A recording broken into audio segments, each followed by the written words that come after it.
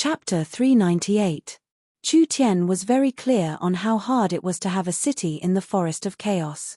First, a forest city had to be built on a special transportation hub with abundant spiritual energy. Without enough resources, no matter how luxurious the city was, it wouldn't have any value and it would be hard to attract people to move in. Next, the owner of the city had to be strong enough, because without enough strength to defend the city, who would dare rely on you in this chaotic place? Each forest city lord was a peak power that could ignore the dark forest laws. These forest cities were strategic, resource, and survival bases that the giants fought over. Most of the citizens in the forest cities lived in their own clans. For example, the Elven City, the Spirit Beast City, the Giant City, or the Sea Race City. These races had a large population, therefore 80% of the people in their cities were from their own clans. The Dragon Lord was a special existence. The dragon race was after all a rare race and did not have a large population, but the giant dragon had a shocking wealth and incomparable strength, so it had gathered a large amount of followers, so it would not lose to the large powers. What did Chu Tian have? This kind of small foreign power did not have a foundation in the Forest of Chaos. He did not have his own country or clansmen, nor did he have the strength and deterrence of the giant dragon, so it was useless even if he occupied a city. This was not a hot potato. This was a ticking time bomb that could blow him up at any time. That's right. In the battle of destroying the marauders, it had already displayed Miracle Commerce's abilities, allowing many large powers to look at Chu Tian in a new light. The heaven's punishment had caused an earth-shattering explosion in the forest, causing many giants to be filled with fear and vigilance, but that was it. They did not attack Oldman Small Town purely because they looked down on Oldman Small Town. In the end, benefits came first in a war, so the giants did not need to cause unnecessary trouble and losses for a city on the edge of the forest. If Miracle Commerce openly occupied a city, the situation would be completely different. A race that lacked influence, foundation, and strength, it was impossible for them to have this kind of city. The special thing about the current situation was that Green City still belonged to the Eternal Forest in name. The Eternal Forest was the core of the Elven power and the Elven Imperial City. The elves had lived in the Forest of Chaos for tens of thousands of years, so the name of the Eternal Forest was very useful. No matter who attacked this city, they would be declaring war on the Eternal Forest. In this way, with the fear of harming the innocent, direct military conflicts between large forces could be avoided to the greatest extent, and Chu Tian would be under a lot of pressure.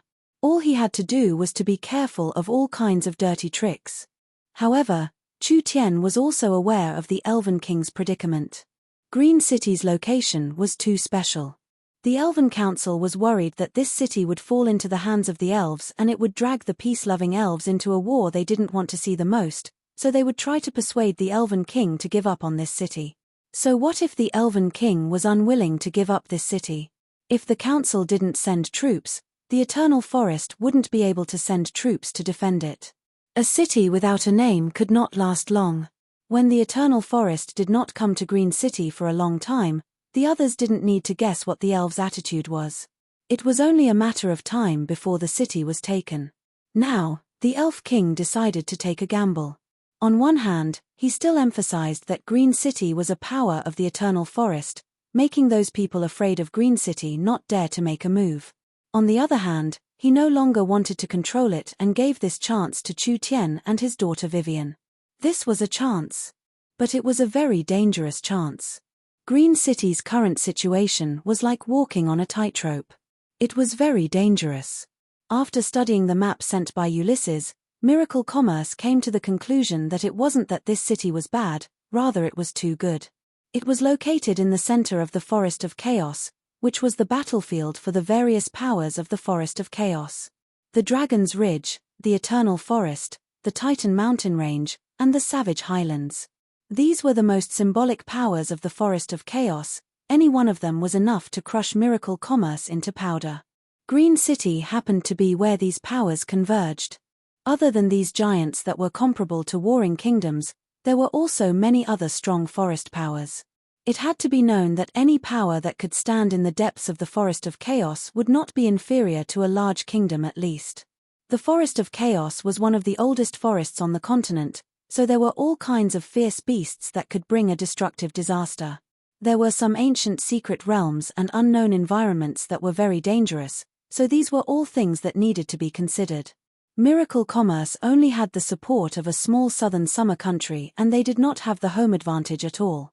With Miracle Commerce's current strength, they could only be safe, but they did not have the ability to compete with the other large powers or mine the depths of the Forest of Chaos.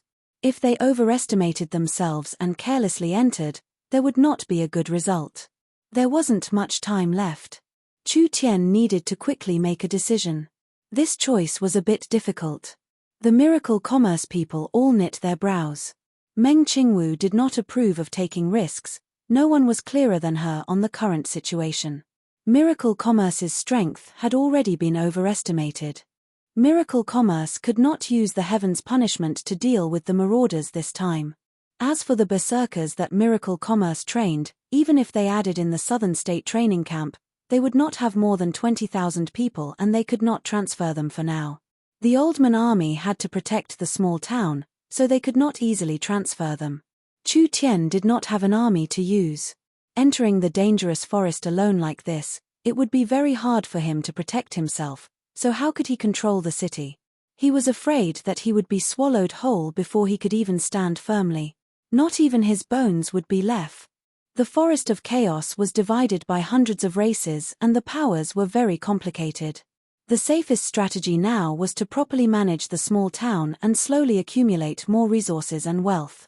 Then they would slowly control more locals and small towns. Then they would surround the center and slowly infiltrate into the forest, waiting for a chance to control a city and make it the center of the company. But thinking about it, if they missed this chance, with the company's current development speed, they would not be able to enter the depths of the forest in 2-3 years. Even if they had wings in the future and the time was ripe, would they still be able to obtain a good city like this? Behind each city was the shadow of a large power. If Miracle Commerce wanted their own city, they would inevitably become enemies with these powers. Giving away a city like this was definitely a meat pie falling from the sky. As for giving up on the city and purely operating as a company, absolutely not.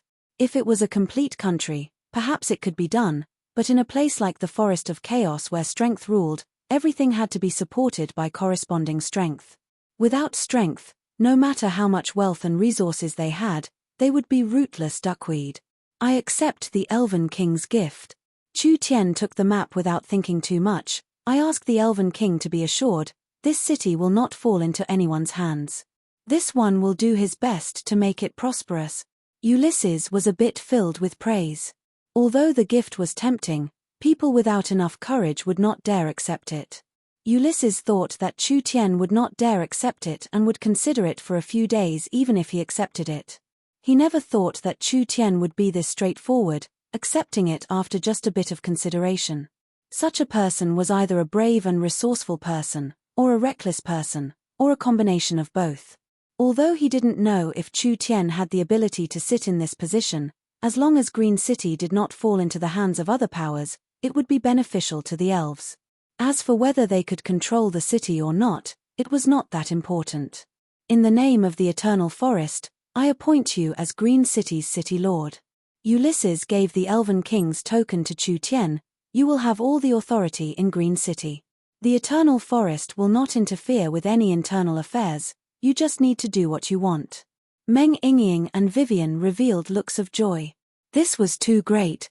They were simple-minded and did not think this much. This Green City was a very good city. Although it was a city of the Eternal Forest in name, there were no elves in Green City, so there was no need for those old fogies to order them around.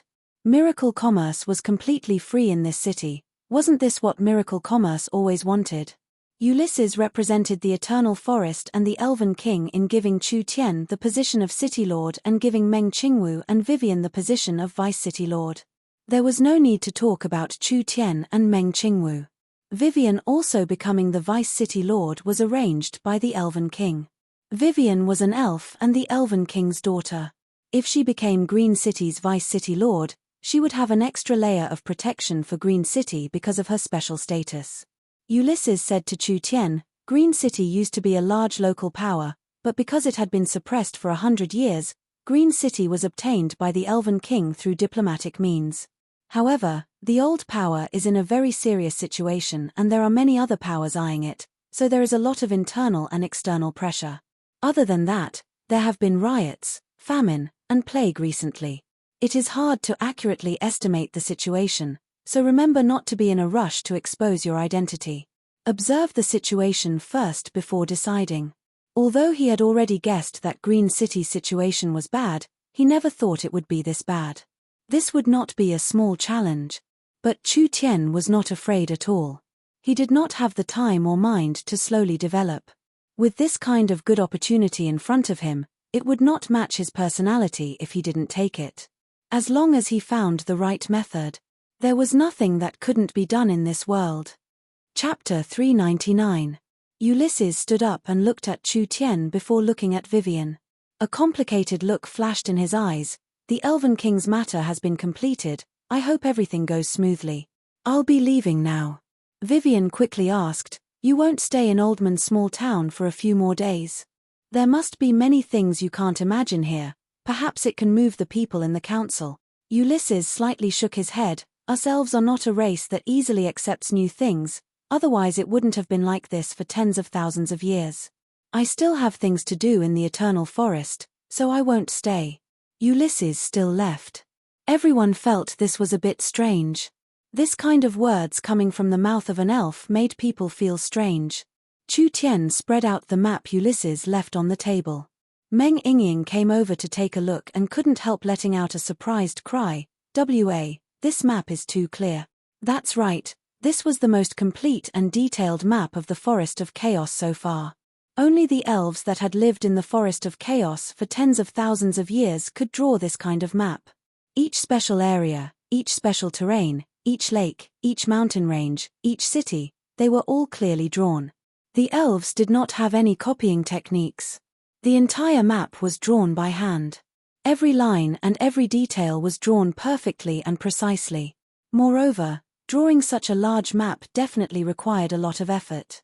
This map could be called a work of art with astonishing value, not to mention that the value of the map itself was definitely not low. Take a photo and make a few more copies. Chu Tian knew the value of this map, so he prepared to have Meng Yingying make a few more copies. However, his eyes suddenly froze as he looked at the map with a bit of surprise. What's wrong? Everyone felt that Chu Tian's eyes were a bit strange. Meng Yingying immediately asked, is there something strange about this map? Chu Tian did not reply as he carefully observed it. This terrain was a bit familiar. He recalled the map of the continent in his mind and finally overlapped it with this area. In the end, Chu Tian was surprised to find that there were at least 7-8 overlaps that were similar. More than 30,000 years later, the forest here was basically developed, and a rich and populous country was established here. In Chu Tian's mind, it was a republic country with many races. This country was one of the top 10 wealthiest countries in the continent. The reason why this country was so wealthy was because they found a treasure left behind from the Great Desolate Era in this region. It was a true treasure trove. This place was different from any place that Chu Tian had been to before. This hidden treasure was even qualified to be written into history. It was left from the Untainted Age, and there was a very rare space-time fault in the hidden treasure. Regarding this memory, Chu Tian only paid a little attention to it and did not deliberately remember it, so he did not know the exact coordinates of the hidden treasure. However, he was certain that this place was in a certain area of the Forest of Chaos. What are you thinking? Chu Tian came back to his senses and hurriedly waved his hand. Although he knew that there was a treasure, it was easier said than done to find it. There were many treasures on the continent, but opening a treasure usually required an opportunity. Some treasures clearly knew that they were right under their feet, but they would never be able to touch them until they died of old age. The Great Desolate Era's secret could be buried in the Demonic God Era's secret. This was a large attraction to Chu Tian, but he did not dare have too much hope. He could only pay attention to it in the future. If he could find some clues, then it wouldn't be a bad idea to investigate it. Chu Tian waved his hand, it's nothing, we should think about how to obtain Green City. This is something we need to solve right now. This was a very risky decision, But Meng Qingwu did not complain. She was a good assistant and a smart woman. She knew that her responsibility was to help Chu Tian with all her strength and not to question him.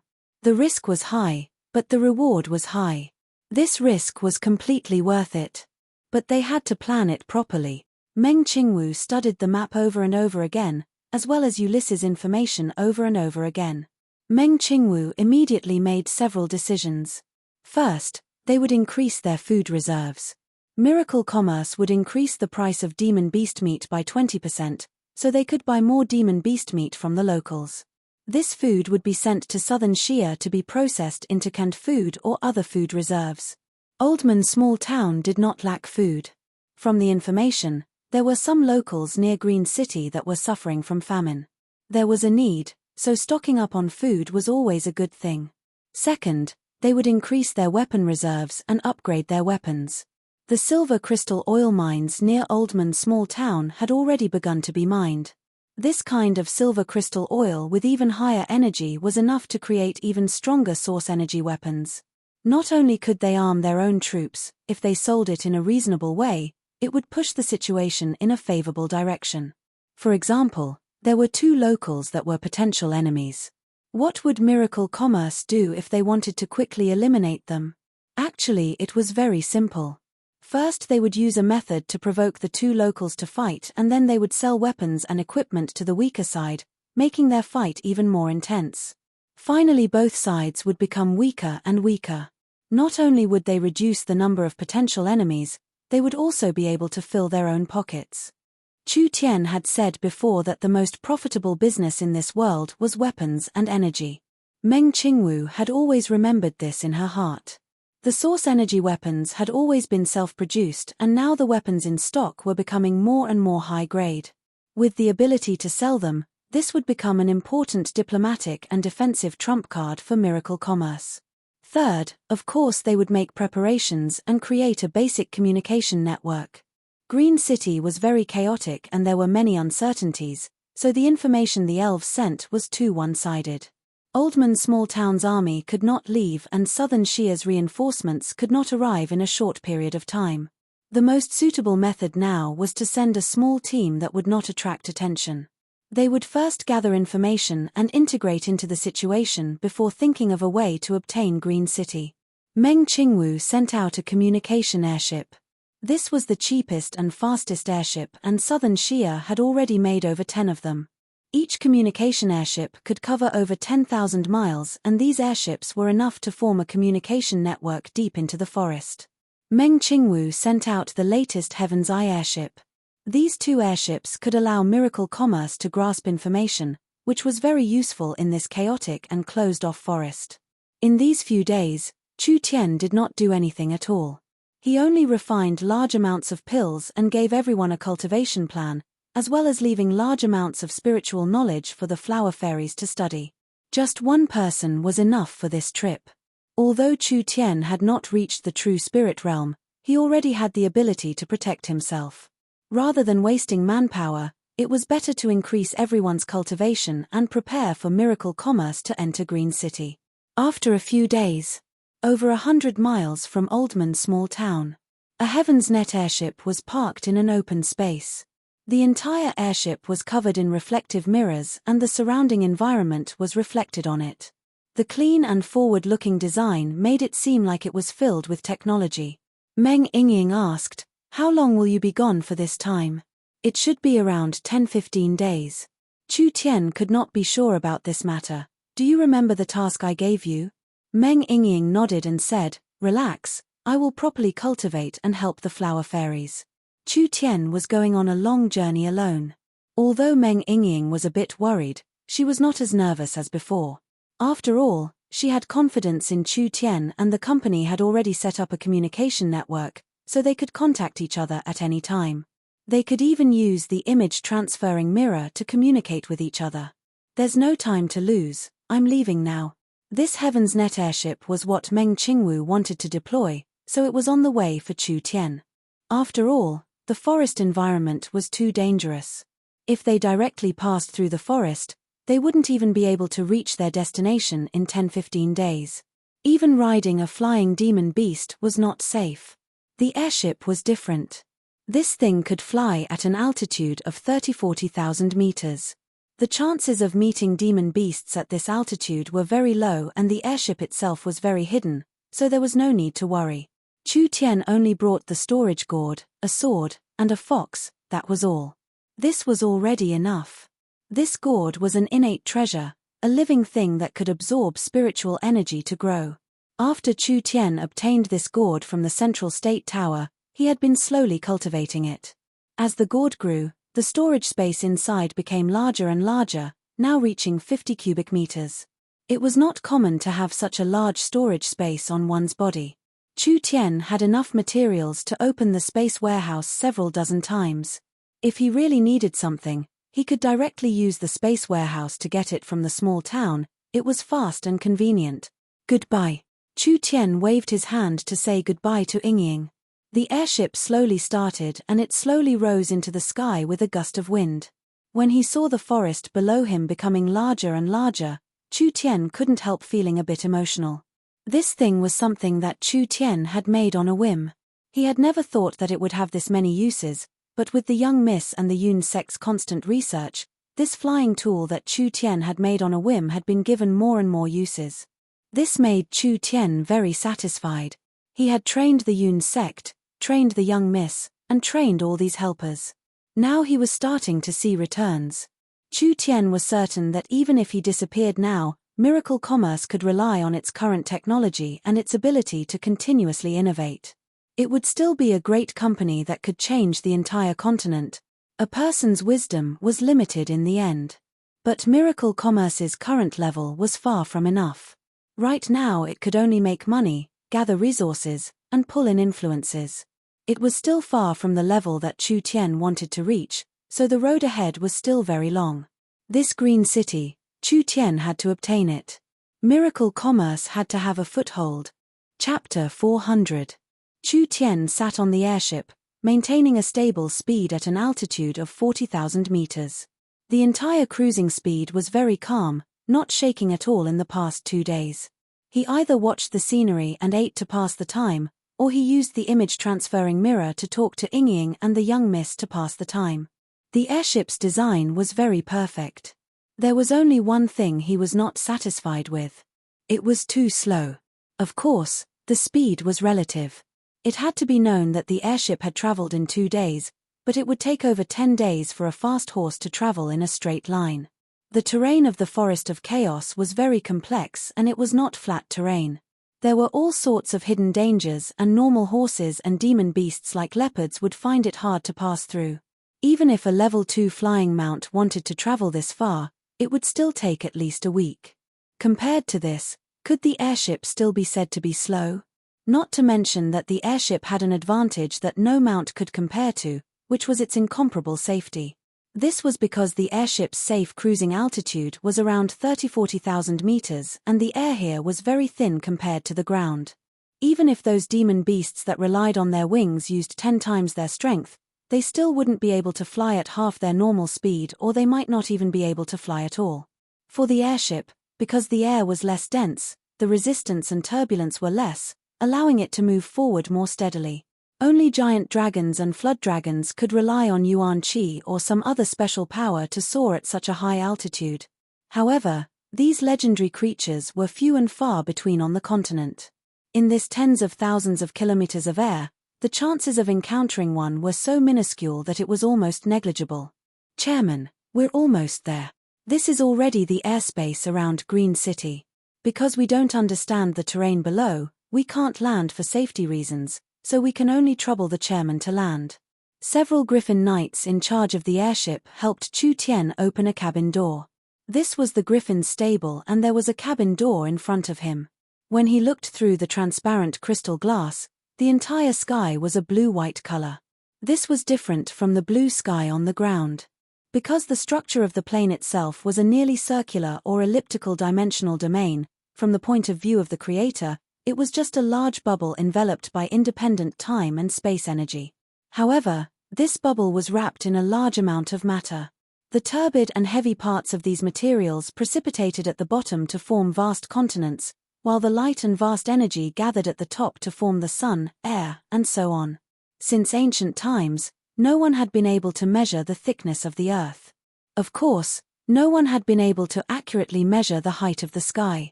This was because the concept of time and space was beyond the fourth dimension. It was abstract for creatures living in a three-dimensional environment.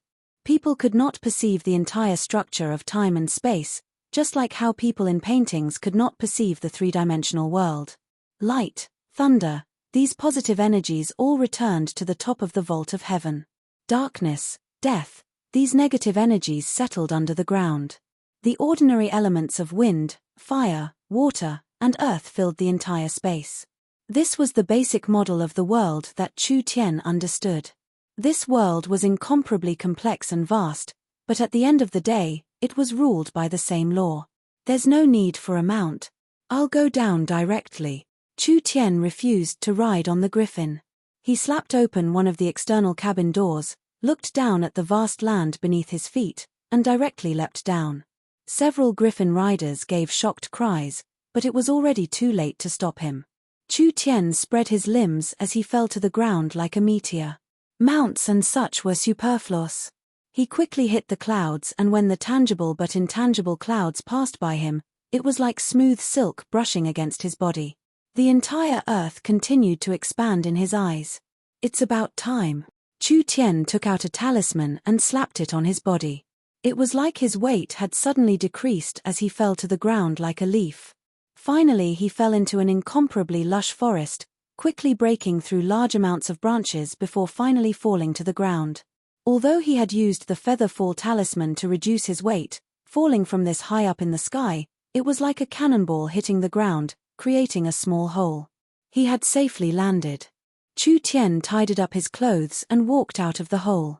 Over 80% of the forest of chaos was covered in forest, but the forest growing here was different from the outside. There was a large gap between the trees, and the trees were tall and straight. The tree trunks were thick and solid, being as hard as steel. This place was filled with spiritual energy, and even the most ordinary plants would experience quite a bit of change. Chu Tian estimated the direction. This place was to the northwest of Green City, at least 200 kilometers away. However, Chu Tian did not care about this because he did not plan on entering Green City. The main goal of this trip was to gather information. When Chu Tian was prepared to leave, the little fox came out and called out, "Ji, Ji." Chu Tian immediately stopped. The little fox's perception was more sensitive than his, so it could sense danger before Chu Tian. Almost at the same time, there was a sense of danger that enveloped him. Actually, with Chu Tian's strength, normal level 1 or 2 demon beasts or awakened soul cultivators could not pose a threat to him. So, anything that could make him feel this sense of danger, it must be a very strong existence. He pulled out his sword and turned around. A sword glow flew out. Pa! That sword chi was like a whip as it slammed into the sneak attacker. This violent strength instantly tore apart several trees, but the creature that sneak attacked him only let out a roar and flew back. It flipped in the air and nimbly escaped. What is this? Chu Tian did not even see the other side's appearance, so it could be imagined how fast this thing was. The little fox waved its tail and made a head-scratching action, looking a bit comical. Chu Tian asked in a doubtful voice, "Monkey?" The little fox nodded. This monkey that could block Chu Tian's sword, perhaps it was not a simple monkey. The little fox took out its eyeball and used it to scan its surroundings. The little fox's eyes lit up and it immediately called out for Chu Tian to run. Too late. Sharp and angry whistles came from all directions. Chu Tian's brows jumped up. Could it be that he had fallen into a nest of monkeys? Countless white silhouettes shot out. These monkeys moved at a speed not inferior to the speed of sound. Thus, when the monkeys' cries rang in their ears, several agile and vigorous afterimages disappeared and flashed several times, and they had already directly arrived in front of them. A milky white claw flew out. Chu Tian quickly used his sword to block in front of him. Those 4-5 claw glows released a powerful strength that forced Chu Tian back several steps. But Chu Tian's reaction was very fast and he immediately chased after it with a backhand slash. The Netherworld sword released a sword chi that was even stronger than before. The monkey was sent flying into a tree by the sword chi and it instantly shattered the tree. The monkey was covered in blood and its fur was ignited by the Netherworld flame, but it did not immediately die. It rolled around on the ground, trying to extinguish the Netherworld flame on its body. Chu Tian's sword chi could easily tear apart iron. Not only was this kind of monkey not split into two after suffering a head-on attack, it was actually able to jump around and struggle on the ground. Such a strong defense and the size of the rice grains was very surprising. These monkeys could reach the speed of sound, but they didn't make a single sound when they moved. It was like they had practiced a very high-level movement technique and the claw glows they released were a kind of martial skill. It was fine if there were only one or two of these powerful monkeys. However, once there were too many of them, even a high-level true spirit expert wouldn't be able to escape. Now that the forest was filled with shadows, there were at least several dozen of them surrounding them. It was probably because Chu Tian's sword had deterred these monkeys, so they were just standing in the forest, baring their teeth and not approaching. This also gave Chu Tian a chance to see the true faces of these monkeys. The monkeys were ash gray and were around a meter tall. Although they weren't big, they were very agile and their bodies were covered in a white glow. Several of the monkeys jointly spat out a cloud of white essence chi. This cloud of essence chi was like a cloud that enveloped the burning monkey's body. The Netherworld fire that was burning brighter and brighter was immediately extinguished. After a while, the monkey stood up again. Its skin was completely burnt and it looked a bit funny. However, it was still showing its teeth and seemed to be very spirited. Chu Tian was a bit shocked seeing this. They could actually heal each other. Chu Tian had never seen this kind of demon beast before, but from the strength they displayed, even if these monkeys weren't in the true spirit realm, they were at least in the 8-9th awakened soul layer. They also had extraordinary speed and iron bones, and adding in the fact that they were demon beasts that lived in groups, it was very hard to deal with them. They really were worthy of being in the depths of the forest of chaos. This random group of monkeys was already this hard to deal with. If they met a super fierce beast, Chu Tian's life would end here. There was no other way. He could only waste a bit of energy. The demon god's sword source spirit soared into the sky. Chu Tian gave a low roar as flames surrounded his body, instantly entering the flame demon transformation state. Chu Tian was only in the peak 9th awakened soul layer, but his cultivation instantly rose to the level of a true spirit cultivator. These monkeys were very fast, but with Chu Tian using the flame demon transformation and the Netherworld sword art, he was not afraid at all. These spiritual monkeys could clearly smell danger. They all tensed up and roared out while baring their teeth. It seemed like they wanted to go all out against Chu Tian. Stop! A voice came from the depths of the forest. When these monkeys heard this voice, they all withdrew their killing intent and retreated. Chu Tian was slightly taken aback when he saw this. Could it be that this wasn't a magical beast lair and these monkeys were raised by someone? Several people walked out of the forest. When they saw Chu Tian, their eyes were filled with a bit of caution. Chapter 401. Chu Tian took the initiative to scatter the flames. These were several spirit beasts, more accurately, they were several Fox Clan spirit beasts. It's said that this race was one of the smartest of the spirit beasts.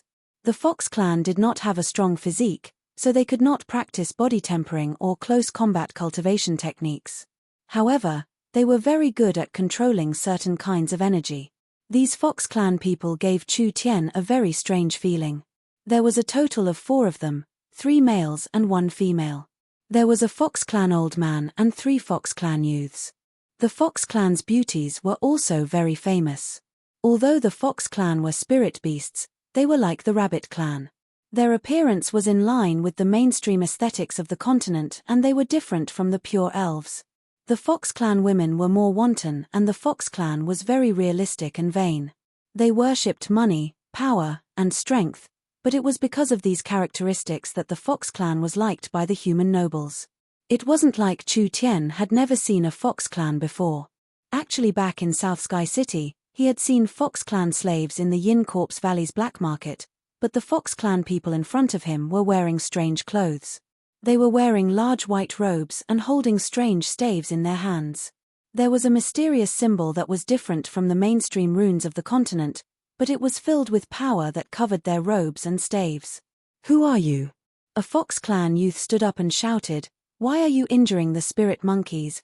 These were most likely the locals." But was he an idiot? These damn monkeys sneak attacked father. Was he supposed to just stand here and let them hit him? Chu Tian looked at the old man in the middle. This old man's aura was deep and powerful. Perhaps he was not a normal person.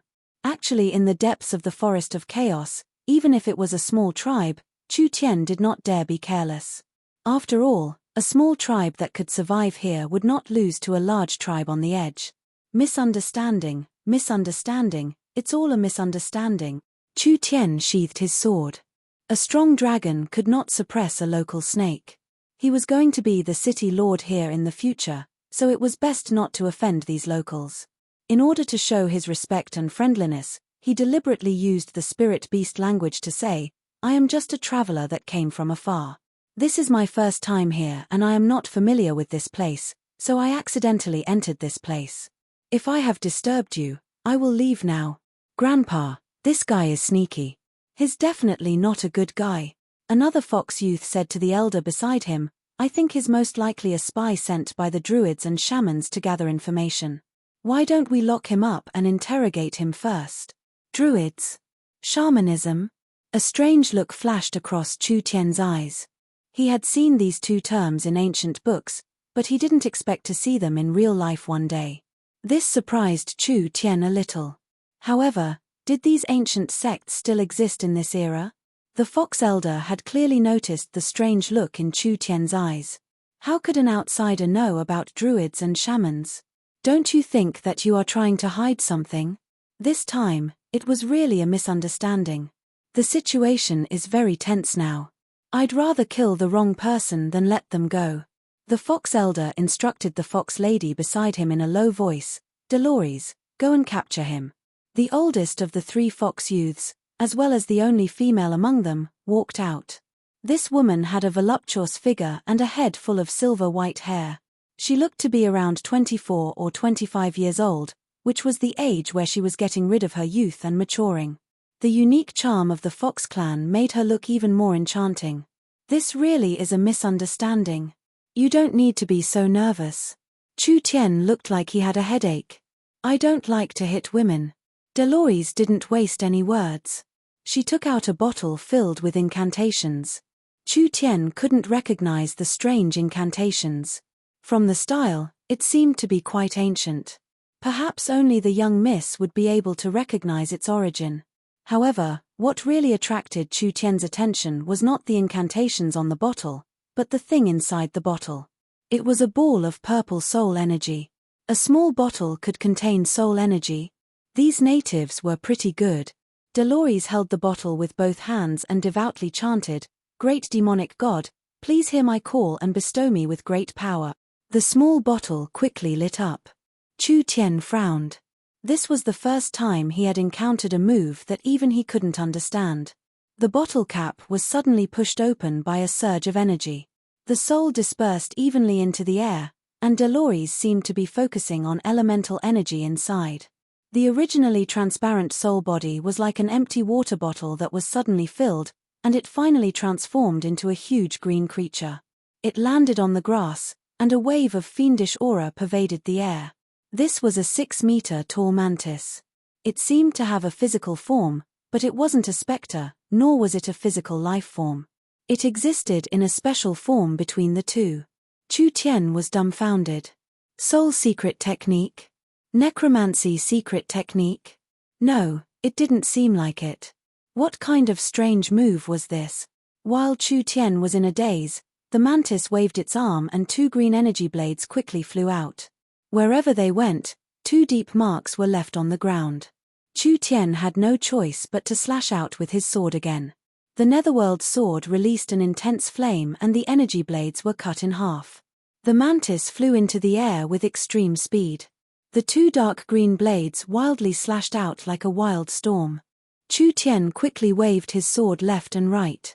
In just a breath's time, the blades clashed several dozen times and the sharp sword chi destroyed the surrounding trees. This thing was not weak. It was at least in the peak ninth awakened soul layer. Chu Tian did not want to offend these natives, so he did not release his source spirit and did not use his full strength. If this young fox woman had this kind of method, then how strong was the old man behind her? Even if he used his full strength, he might not be able to win. This kind of situation was not good for him. The fox youths saw that the illusory mantis could not take down Chu Tian after a long time, so they immediately took out a whistle-like tool from their chests and blew on it. The vigorous monkeys came back. Take him down. This mantis was a bit strenuous. If these damn monkeys attacked together, it would be a mess. Fox, what are you looking at? It's time for you to make a move. The little fox stretched out a claw and gave a yawn. Then it casually took a deep breath and the incomparably fierce mantis body suddenly exploded. It turned into smoke and was swallowed into the little fox's stomach. Dolores's expression changed. My illusory mantis. The little fox suddenly spat out the soul it had sucked into its stomach. The soul turned back into a giant praying mantis, but it was different from the energy praying mantis from before. The praying mantis that the little fox had summoned was completely solid. It was almost exactly the same as a living phantom mantis. Its aura, strength, and abilities were all perfectly similar to the illusory mantis when it was alive. This was simply a living creature. It was at least several times stronger than the one Dolores summoned. As for the surrounding monkeys, the little fox revealed a look of disdain and suddenly jumped into the air. Its small body instantly turned into a large fox as it landed on the ground. Its 3 white furry tails swayed behind it and its 2 eyes released a strange green glow as an invisible energy was released. The spiritual monkeys that were prepared to attack Chu Tian trembled. When they landed on the ground, their eyes had all turned green. It was clear that their minds had been controlled. They all lined up in front of the fox, obedient as if they were the fox's pets. The fox licked its claws and looked down at the fox people with a condescending gaze. Its gaze clearly said, "You jumping clowns, you still dare to use this kind of insignificant skill in front of this fox?" Chu Tian was stunned. Damn, when did this fox become this strong? When the mantis was summoned, it was already close to the true spirit realm. As for the several dozen white spiritual monkeys, they were all at the 7th to 8th awakened soul layer. Chu Tian also noticed that when the little fox first transformed in southern Xia, it only had 2 tails, but now it had 3 tails. Going from a 2-tailed fox to a 3-tailed fox, didn't that mean its strength had increased by a level? The food it ate in the Flower Fairy tribe was enough to make several true spirit realm experts. It seemed like it wasn't completely wasted. This. Now, it wasn't just the youths of the fox race who were stunned. The eyes of the fox race elder, who had been extremely calm the entire time, nearly popped out. He shouted with an agitated expression, "Demon God, it's the demon god, this is the great demon god." The old fox man kneeled down in excitement. The 3 fox youths also had faces filled with shock. This mysterious fox's strength and appearance was very similar to the legendary king of 10,000 demons. Could it be that the demonic god had returned to this world? The little fox's eyes were filled with suspicion. It didn't know what these fellows were doing. Quickly go. Immediately inform the others to welcome Sir Demonic God. With the demonic god's descent, our sect will prosper. After a few minutes, several thousand fox people wildly ran out. When they saw the little fox, they all knelt down on the ground and shouted, "Long live the demonic god," their faces filled with sincerity. The little fox did not understand what was happening at first, but with its intelligence, how could it not understand? These fellows clearly worshipped it. Since they worshipped this fox, how could this fox not accept it? The old fox man excitedly said, "We didn't know that the demonic god had descended. We have offended you. We ask the demonic god to forgive us." These fox people all looked at it with fanatical expressions. The little fox gave a snort, not used to this kind of scene. Chu Tian did not understand what was happening, but these Fox Clan spirit beasts seemed to worship this damn fox, so it saved him some energy. He immediately walked forward and said, Everyone, I've already said that this was a misunderstanding. Since this damn fox, this demonic god is someone you know, that means we are not enemies." Right. Quickly invite the demonic god into the temple. We will use all of our clan's power to worship the demonic god. The little fox was surrounded by a group of fox people as it swaggered away, leaving only Chu Tian to stare at it from the side.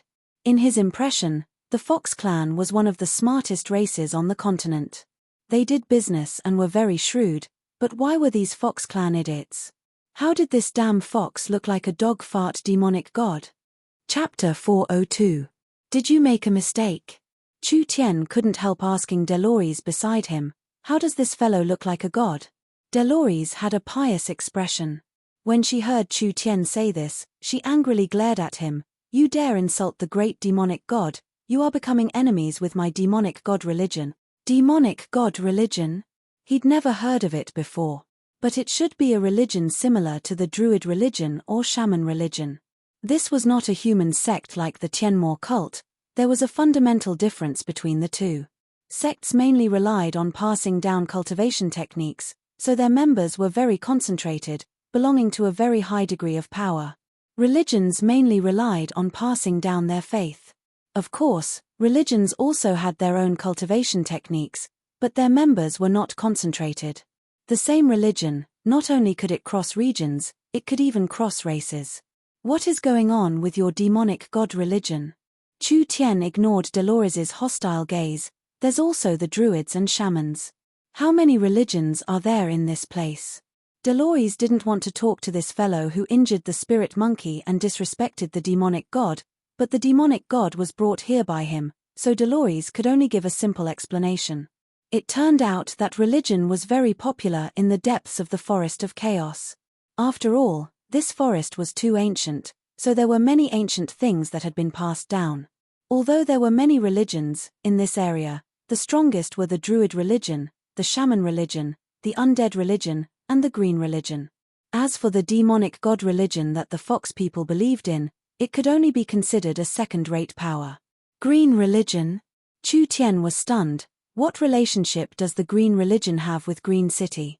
This fellow seemed like he really was an outsider, not even knowing this. The Green religion is a group of fellows that believe in the forest god. Their faith is a branch of the elves.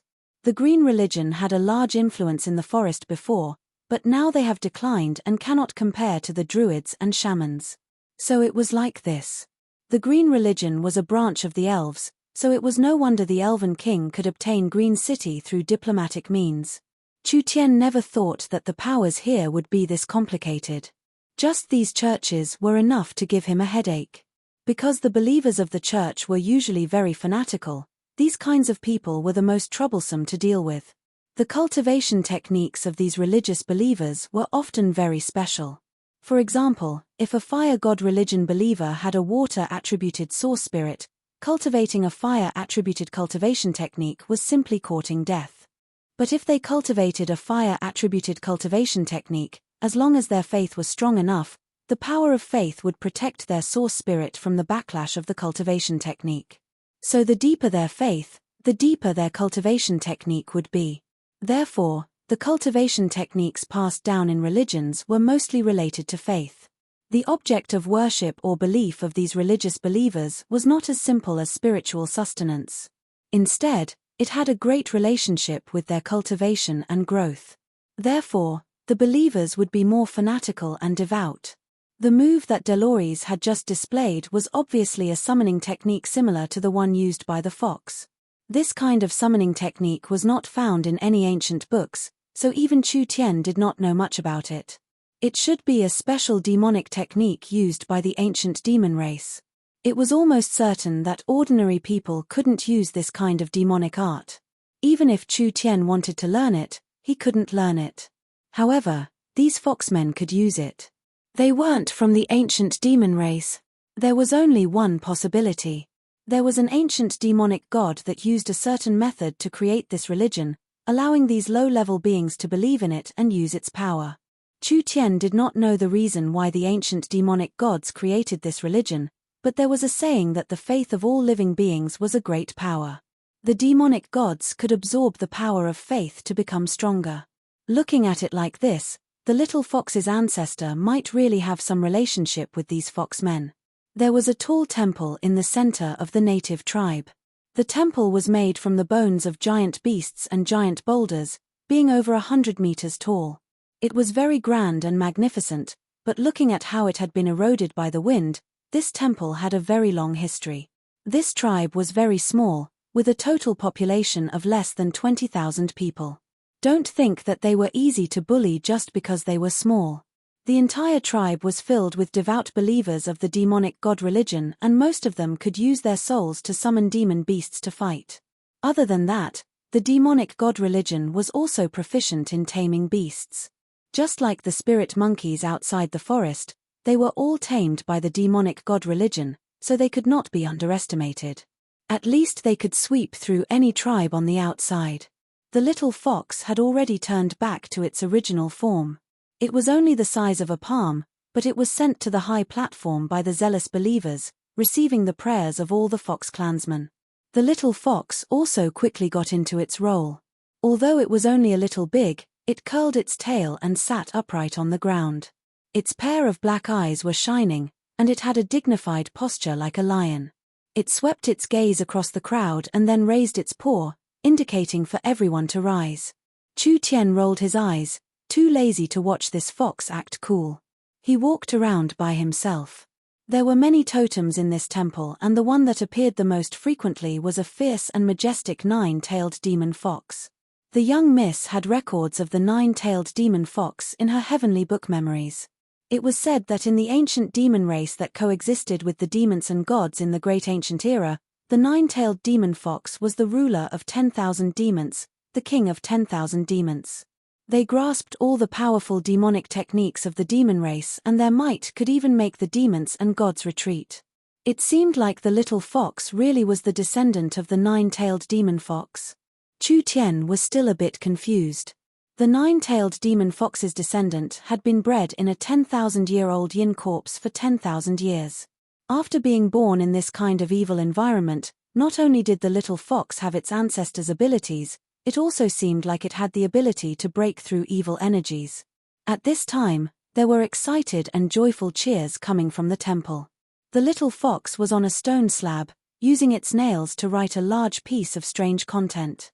Chu Tian did not recognize any of these words. It should be the language of the demon race. From the looks of joy in the believer's eyes, this should be how to use a certain demonic technique. These believers all bowed their heads in thanks. When the ceremony finished, the Fox Clan's men, women, and children all brought in all kinds of good things. There were treasures, spiritual fruits, crystals, and demon jades, all of which were used to worship the little fox. The little fox was happy to the point of forgetting home.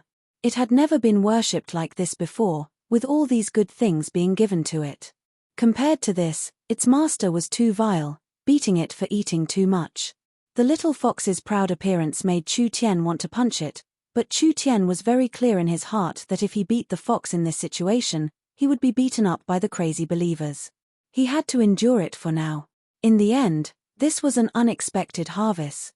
Chu Tian came to Green City to gather information and also to see if he could rope in a few locals, but he did not have much hope because the locals here were very strong and it was not easy for an outsider like Chu Tian to enter.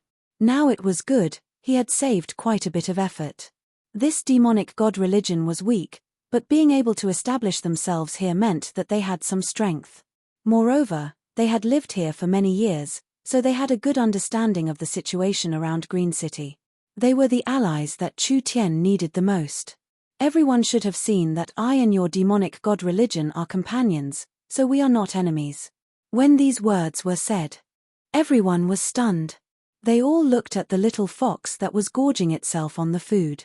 The little fox felt everyone's gaze and suddenly looked up at Chu Tian. Its heart instantly bloomed with joy. Master, Master, I never thought that there would be a day where you would ask this fox for help. As long as this fox gives the order, I will strip you naked and spank your butt to take revenge for you spanking my butt. Chu Tian's eyes flashed with an ominous glow as he looked at it. The little fox gave a snort and could only nod before continuing to eat. The old foxman, who was also the high priest, quickly stood up. Since your excellency is the demonic god's friend, of course you are our most respected guest. If there is anything we can help you with, Our demonic god religion will not decline. This was more like it. Chu Tian cleared his throat. Since the high priest has said this, I will honestly introduce myself.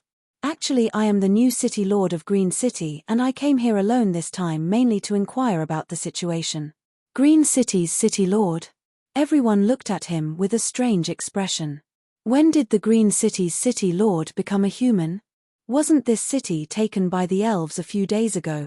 The elves and humans did not have a good relationship. It could even be said to be very unfriendly. How could the elves give an important city like Green City to humans? However, they had no choice but to believe it. Chu Tian directly took out the Elven King's token. The fox people were in an uproar. They never would have thought that this young man would actually be the Eternal Forest's city lord. If he really became the city lord, then the surrounding 1,000 miles would be his territory. These demonic god religion followers would naturally be under the city lord's control.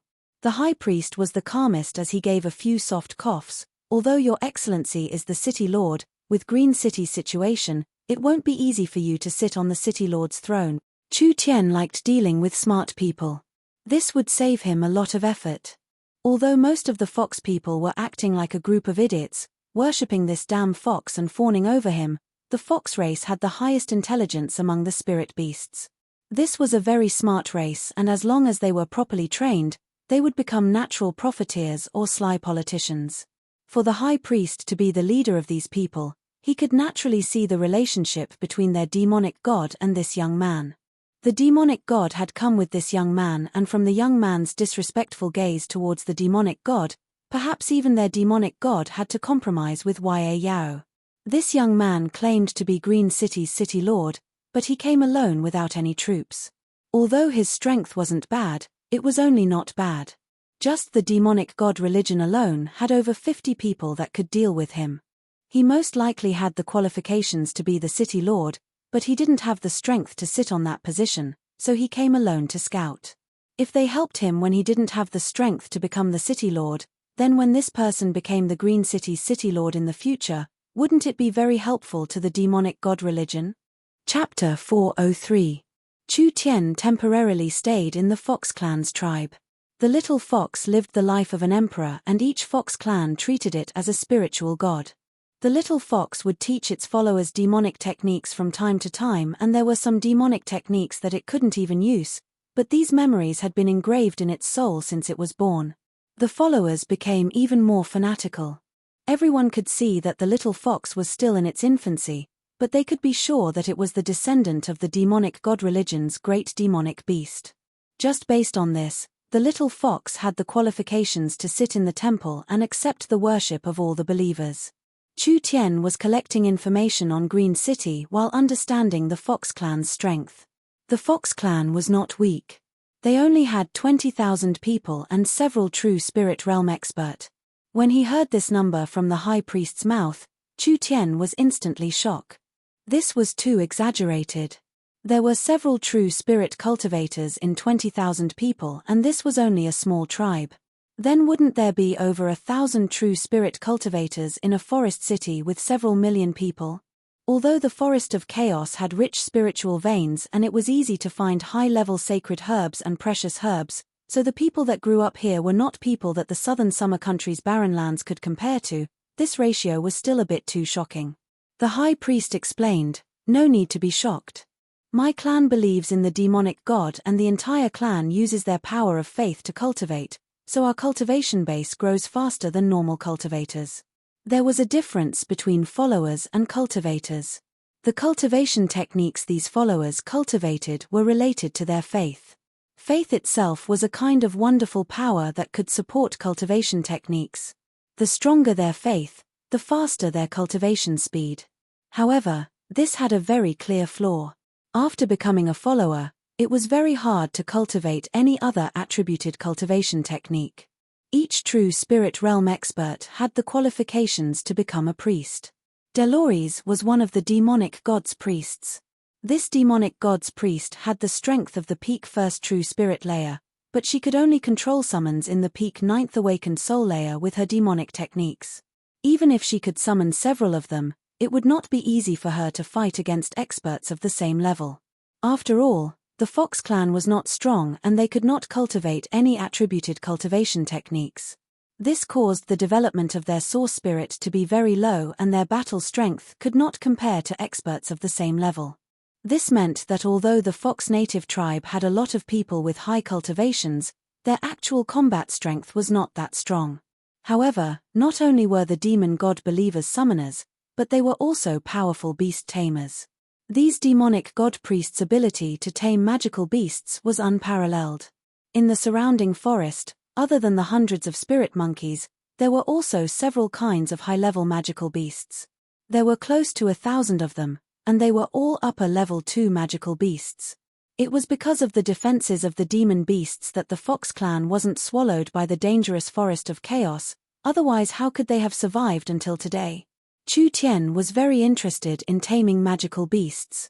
The little fox could directly control a demon beast's mind, but the little fox's control was only temporary. Although it was quick and easy to use, it could be interrupted or dispelled. These fox people were unable to directly tame beasts like the demon race, but they could temporarily subdue the demon beasts. Then, they could use the secret techniques and potions that the demon god religion had developed over the years to gradually brainwash the demon beasts, slowly making them obedient. Although it took a long time and consumed a lot of resources, once the tamed beasts were successfully tamed, they could be used for a long time. Chu Tian preferred the second method in comparison. Miracle Commerce lacked an air force the most right now. Was it easy to train an air force from scratch? If they could solve the mount taming problem, it would save quite a bit of effort. Since they understood the demon god religion's abilities, then they had to consider how to form an alliance. The high priest said, Green City has already been occupied by the Eternal Forest, but there are still many powers left in Green City. Other than the Green Religion, there are also the shaman sorcerers, necromancers, and druids, as well as the shadows of large foreign powers. With just our people, we can't fight against any of them. If we fight against them, it would be no different from sending ourselves to death. Chu Tian knit his brows and said, I already knew that Green City was complicated, but I never thought it would be this complicated. There were many believers here, and the stubbornness of these believers was incomparable to that of ordinary natives. Moreover, these believers were not weak, and there were also other large forces in the forest interfering. This undoubtedly made the situation even more complicated. I think we need to enter the city to take a look. There are very few humans in Green City, so if you directly enter, you will alert the enemy. The high priest said, I'll have my clansmen buy supplies and send you in. With our cover, you don't need to worry about your identity being exposed. This is good. At this time, a fox clansman suddenly charged in and said, High priest, this is bad, those stupid bulls have come to cause trouble again. The fox clan's high priest's white brows slightly jumped up. Quickly, prepare for battle. Chu Tian saw the fox clan's anxious appearance and immediately asked, What happened? There has been a famine in the forest recently and the surrounding tribes are lacking in food, always reaching out to us.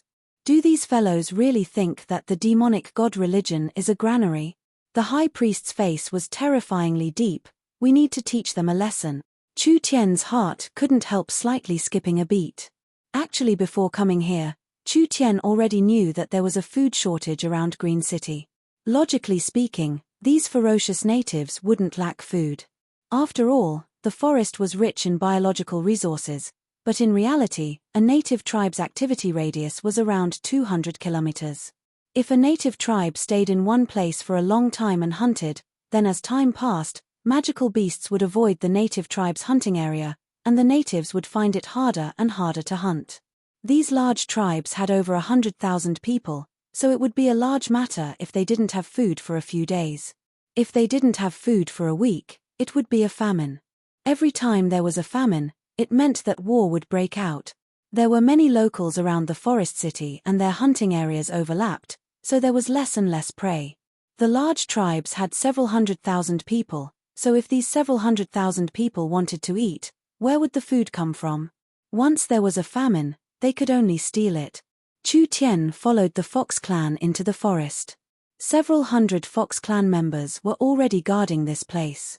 There were monkeys squatting in the trees and giant wolves hiding in the forest. The Fox clan members were vigilantly looking in front of them.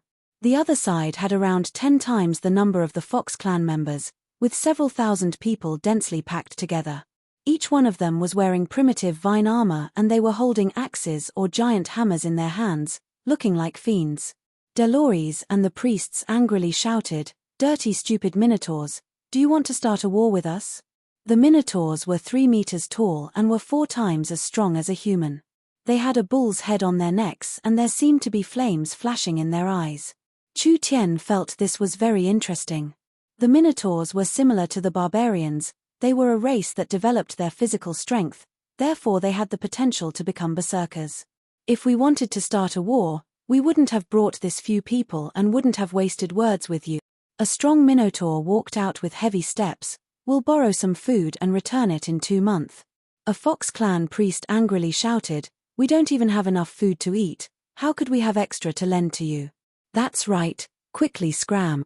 Otherwise you won't be able to walk out of this forest." The Minotaurs had never been a race with good tempers, and these Fox men didn't know what was good for them, so they were immediately angered. The leading Minotaur roared, "We've been neighbors for 10 years, are you not going to help us at all? We have several thousand people that are about to starve to death and we're all going to die anyway. If we do something crazy, I hope you won't blame us for not giving you face." This was a blatant threat. The Fox people's expressions were not good. Chu Tian asked the high priest beside him, "Are these Minotaurs very strong?" The Minotaurs are in the western mountain valley and have around 100,000 people. They can be considered a large influence in the area. The high priest said with a sunken expression, "We've been minding our own business these past few years, but now that the Minotaurs are suffering from famine, I'm afraid we'll make a big fuss." It was hard to find prey in the forest recently and many tribes were suffering from famine. The Fox clan did not just know how to store food, they also knew how to grow their own food, so they could be self-sufficient in times of famine. How large was the Minotaur's appetite? It was not inferior to the ogre's at all. A single Minotaur's appetite was more than 10 Fox people. If the Fox clan supported the Minotaurs, how could the Fox clan survive? Dolores's enchanting face was filled with anger. "Greedy and despicable Minotaurs, we will not submit to your martial strength. If you dare make a move, we'll make it so you won't be able to return," most likely feeling the killing intent from the Fox people. The surrounding monkeys and wolves in the forest all gave low roars. The Minotaur's eyes were red from hunger. They had gone to the surrounding tribes and most tribes were unable to protect themselves, so they were not willing to lend them food. In comparison, the Fox clan was easier to deal with, so since they wouldn't give it to them, they would steal it. The killing intent released by the Minotaurs made the hearts of the Fox clan members sink. A bloody battle was hard to avoid. Although similar things often happened in the forest, with the Fox clan's current population, it would be hard for them to support this kind of bloody battle. If the tribe shrank even further, perhaps they wouldn't even have the qualifications to stand here. Why do we need to fight for a bit of food? Who is it? The Minotaurs looked at Chu Tian with a strange expression. It was rare to see humans in this area, so how could a human appear in the Fox clan's tribe? "I am a merchant, so you can think of me as a food merchant." Chu Tian smiled as he looked at the large Minotaurs. His smile had a bit of a treacherous feel to it. "I can provide food for the entire tribe to eat, but I just said that I'm a merchant and not a philanthropist. Do you understand what I mean?" Chapter 404. The Minotaurs filled with killing intent were suddenly stunned. This was the depths of the Forest of Chaos, it was not the territory of humans, therefore humans were rarely seen. Anyone that could come here was a very powerful person, so who would come to this place to be a food seller?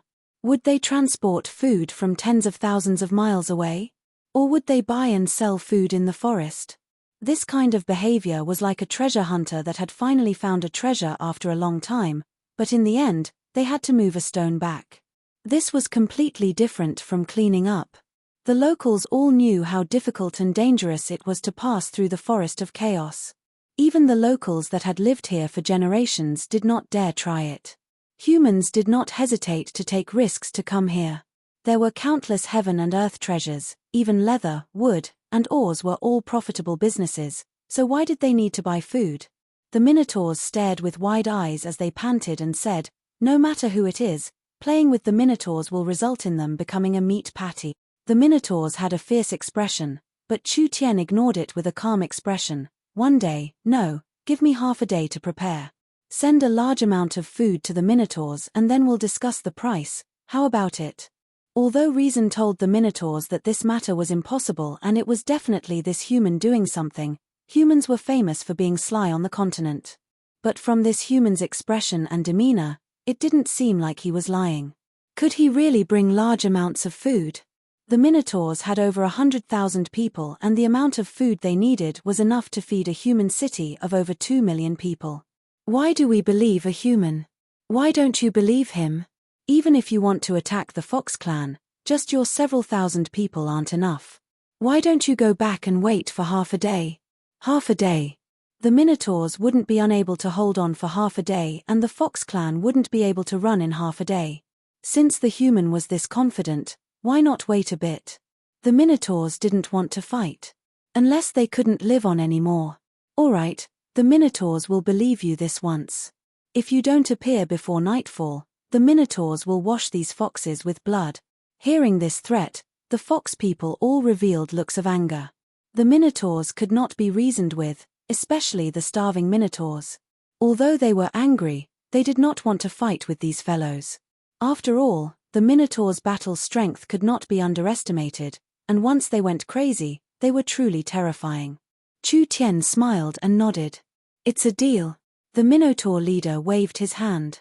Several thousand minotaurs left. Delori's charming face was filled with anxiety. She didn't know why Chu Tian would make such a promise to the minotaur for no reason. You have companions nearby? No. Do you have any influence nearby? No. Chu Tian came here alone. Not to mention helping the entire minotaur tribe, he didn't even bring a single piece of rations. The Fox clansmen were all anxious. Could it be that Chu Tian had taken the initiative to stall for time? Not only would this not solve the urgent situation, once the minotaurs found out that they had been tricked, they would explode with 10 times the anger and craziness to trample over the Fox clan with their personality. The high priest tightly knit his brows. Although he was filled with worry, he could see that this human Chu Tian was not simple. Chu Tian had been appointed as Green City's city lord, so the Fox clan would be an important ally and helper. He had no reason to mess around with this matter, so what was he thinking? Delores couldn't keep her calm. Then what did you promise the minotaurs? Don't you know how terrifying the crazy minotaurs are? Don't be anxious, don't be anxious. Chu Tian's eyes swept over the Fox clan and he calmly said, I'm asking you, do you want to get rich? The moment these brainless words came out, all the Fox clan members were stunned. Delores stood up and her voluptuous body moved up and down with excitement. What time is it now and you're still saying this? If it wasn't for the Lord demonic God's sake, Delores would have already made a move. Delores, sit down. The high priest had her sit down. Since Sir City Lord is filled with confidence, then he must have a reason. Let's listen to what he has to say for now. Chu Tian said with a nod, I'm not lying, I am indeed a merchant and I can become a food merchant. Merchant. The Fox clan looked at each other in blank dismay. The elves hated human merchants the most because nothing good ever happened when human merchants came into contact with the elves. The most profitable business in this forest was human trafficking, and whether it was the Fox clan or the elves, they were the main prey of these human traffickers. How could this kind of human be given the city lord status by the elven king? Actually, it's not hard to deal with these tribes. Chu Tian said in a meaningful voice, I've also found that it's very easy to get rich here. Delores asked, how are you prepared to deal with the minotaurs? They aren't easy to fool. Fool? Sorry, I'm an honest and trustworthy person. Chu Tian didn't want to explain it too clearly. He took out materials from the gourd. Please move aside. Several prepared array flags were placed in the ground. When the array flags were activated, large amounts of runes were released in the center, finally forming a source energy array that caused spatial energy fluctuations. Then Chu Tian placed an energy pillar at the base of the array to provide it with energy. Open. Chu Tian gave a low roar. Although Chu Tian didn't have true spirit level strength, with the prepared array flags, he could still quickly create a spatial array to open the space warehouse. He had already used the communication device to contact the young miss, so when Chu Tian opened the space warehouse, there were over 100,000 cans in the 1,000 cubic meter space. These cans were not traveling cans, but rather storage cans. The former were small cans that adventurers, mercenaries, and adventurers would carry with them, while the latter were large cans that were half a person tall and were used to store food. Over 100,000 large cans, with an average weight of around 50 pounds, poured out of the space warehouse and instantly formed a small mountain in front of the Fox clan. The Fox clansmen were all stunned. No one could understand what Chu Tian had done. It was like he was performing magic, creating all these things out of thin air. This was even more mysterious than their summoning techniques. Chu Tian opened the lid of a large can and threw it in front of the Fox clansman from several dozen meters away. Take a look for yourself. Dolores smelled the enticing smell of food. Could it really be food? The Fox clansman immediately came over in curiosity. This can was filled with cooked meat, with each piece weighing over 10 pounds. It was fat and fresh, releasing an enticing smell, as if it was still steaming. It was like it had just come out of the pot. Dolores's eyes were wide open as she looked at the humans with a face filled with shock. Her eyes were not like she was looking at a human, but rather like she was looking at a monster, or perhaps she was looking at a god. She was filled with shock and joy as countless complex emotions gathered in her heart, finally condensing into a single question. How did you do it? That's not the main point. Chu Tian asked with a smile. I'll ask you again, do you want to get rich? Late in the evening. The dark red setting sun covered the entire forest. The Minotaur tribe in the valley was covered in a gloomy atmosphere. Countless minotaurs weakly dug at the grass and tree roots. These large fellows that even dared to attack ogres were now in a sickly and weak state. Chief, it's almost dark. Of course I know. The Minotaur chief was a fellow that was close to 4 meters tall, with a body that seemed like it was made of black steel. His 2 large nostrils would release a white mist each time he breathed, and his 2 eyes were even larger than bells, with flames of anger dancing in them. There were 2 curved blade-like horns on his head that released a cold light. It seems like that human is playing with us. That's right, the human is on the same side as the Fox clan. We'll kill our way over and peel off the skin of those foxes, chopping up their bones to make soup. We'll let them know the consequences of deceiving the Minotaurs. A few of the Minotaur leaders with fiery tempers were already roaring in anger. Killing the foxes was not important. The most important thing was plundering. They needed food, otherwise in a single night, at least 1,000 of their clansmen would starve to death. If this famine continued for 3-5 days, at least 10,000 of their clansmen would starve to death. At that time, the tribe would have to face the danger of disbanding. The Minotaur chief stood up. Although he did not say a word, he raised his giant axe and his killing intent was enough to explain everything. Chief, those foxes are here. When the Minotaur chief was prepared to lead his clansmen out, a Minotaur's voice suddenly came from outside. This caused the expressions of all the Minotaurs to change. What? Did they really come? In front of the Minotaur Valley, Dolores and Chu Tian were fighting side by side. Around 500 Fox clan youths had arrived. Out of the way, out of the way. The Minotaur chief pushed aside a few people blocking his way. When he was about to loudly ask, his 2 bull eyes suddenly popped out. This was because the Fox clan had brought a large group of giant lizards. Each giant lizard was carrying a large tin can and the Fox clan was busy moving the tin cans down. This is. The Minotaurs had surprised expressions. These tin cans were made from the lathes of southern shears factories. No one in the forest would waste time to make these things to store food. There are 10,000 cans of food here, around 500,000 gin. They are all processed and there are dozens of secret seasonings. It is definitely 100 times more delicious than your crude food. I swear that as long as you eat our company's food, you won't be able to eat anything else in the future. Everyone could clearly hear the Minotaur's breathing become heavier. That's right, I heard that the Minotaurs love strong wine, so I prepared 1,000 barrels of good wine. Each barrel is made from top-grade materials and even in a human society that pursues a high quality of life, this is considered a pretty good wine. The Minotaur's eyes turned red and their large Adam's apples bobbed a few times, unable to say anything. Chu Tian looked at these Minotaurs. I wonder if everyone is satisfied. The Minotaur chief couldn't help himself. Quickly give it to me. The Minotaurs almost lost their reasoning and were about to steal it. I have to remind you, don't try to steal our food. This is just the first batch and I have plenty of good wine and meat. You can have as much as you want, but if you dare try to steal it, then I'm sorry, I won't do any business with the Minotaurs in the future. Chu Tian then added, I think that at this time, as long as we provide food as a condition, there will be many tribes interested in attacking the Minotaur Valley. The Minotaur chief's expression changed. What do you want? I don't know either. Chu Tian revealed a cunning smile. I'll have to see what you have first. Chapter 405.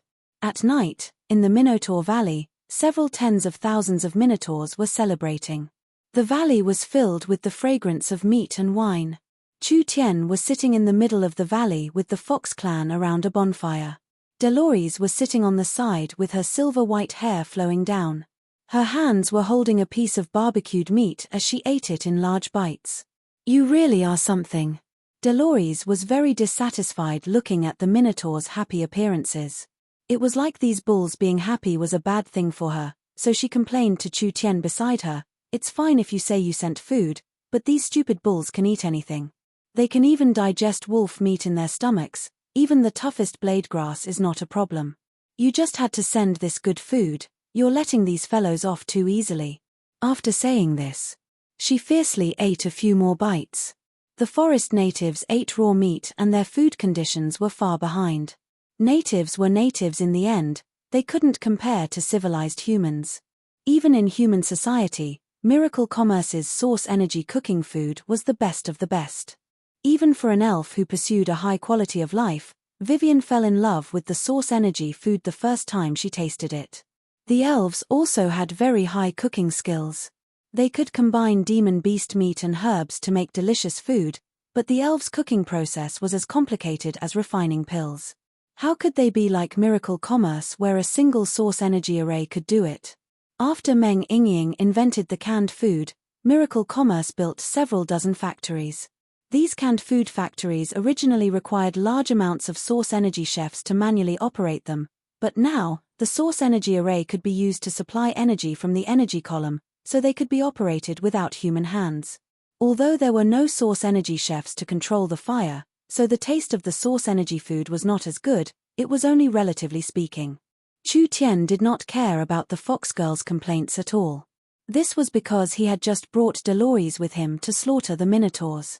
Because of the long period of famine, the Minotaur tribe's stockpile of precious herbs and rare materials had already been exchanged for items, but the tribe still had many treasures, especially beast cores, magic crystals, leather, and etc. These were all accumulated by the Minotaur tribe over the years. These things were not worth much here, but as long as it could be sent to southern Xia, it would be of great value. The level 3 magic beast hides were enough to create top-notch leather armors. The magic cores and magic crystals could be used in large quantities in the laboratory. In addition, there were medicinal herbs, metals, and other materials. He did some rough calculations. The canned food was worth 300 low-grade source stones, which was around 300 million gold coins in the southern summer country. This was because most of the ingredients had been bought in the forest over the past month and were mostly level 2 ingredients, so the cost was relatively high. After all, with the Minotaur tribe's strength, level 1 source energy food could not satisfy them. Chu Tian had basically emptied the Minotaur tribe. The total value of these things was around 3,000 low-grade source stones, which was equivalent to 3 billion southern summer crystal coins. Chu Tian basically didn't do anything. Oldman's small town and Miracle Commerce were buying demon beast meat at high prices. The kingdom's mercenaries, hunters, and locals were naturally grateful to Miracle Commerce. After all, even the demon beast meat could be sold for a good price, which was a large amount of income for them. The purchased food was sent to the southern Xia factory to be processed before being sold to the famine areas, instantly earning 10 times the profit. Moreover, the locals were also grateful to him. Chu Tian was simply an angel that fell from the sky, saving their tribe from disaster. It was rare to see such a profitable business that could earn gratitude at the same time. Now that the fox girl Dolores had thrown away her prejudice against Chu Tian, she was already a bit impressed by this human. Although Chu Tian did not tell her how to transport the food, Dolores couldn't take the initiative to ask him, so she went to find the little fox. How could the little fox keep this secret? The Fox clan had already treated it like an ancestor and worshipped it in the temple, making this fellow very proud. Dolores only gave it a little benefit and it immediately told Dolores about the space warehouse. This space transport technology could not be compared to a miracle at all, especially in times of famine for many tribes. Chu Tian could definitely use this method to earn a large amount of money. Dolores did not say another word as she led her tribe to fight Chu Tian. At this time, the Minotaur chief Arnold was already completely drunk. He had never thought that he would be this happy today. That human merchant had not only given the Minotaurs a pleasant surprise, temporarily relieving the famine in their tribe, he had also allowed them to enjoy delicious food that they would never be able to enjoy in their entire lives. The wine was a top-grade wine. The meat was a top-grade meat. Arnold felt a burst of sorrow. He felt like he had lived these past few decades in vain. He didn't even know what it meant to enjoy life. If he knew that the human world was this beautiful, he wouldn't have become a chief and would have left the forest to enjoy himself in a human country. This third true spirit layer Minotaur, whether it was a large or small country, he would have been respected. It was already too late to regret it now. What Arnold was truly surprised about was that the things the human merchant took were things the Minotaurs couldn't use. For example, demon beast essence bones, blood essence, beast cores, demon crystals, and leather. These things couldn't be eaten and weren't worth much in the forest, so the Minotaurs were too lazy to bring them back. He never thought that they could be used to save their tribe at this time. If they knew this earlier, they would have stored more. Arnold suddenly sobered up a bit. That's right. The Minotaurs were not rich to begin with and most of their stores had been traded. Although they had traded for several 100,000 jin of food, how many days could this last for? It was unknown how long this famine would last. If the tribe faced a food crisis, how would they survive it? Arnold's brows drew together without eyebrows. Although the Minotaurs were not smart, it was not hard to foresee this problem.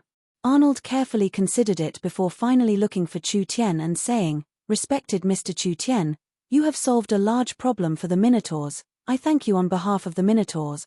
Chu Tian waved his hand in an uncaring manner. "Don't say it like this, I am a merchant.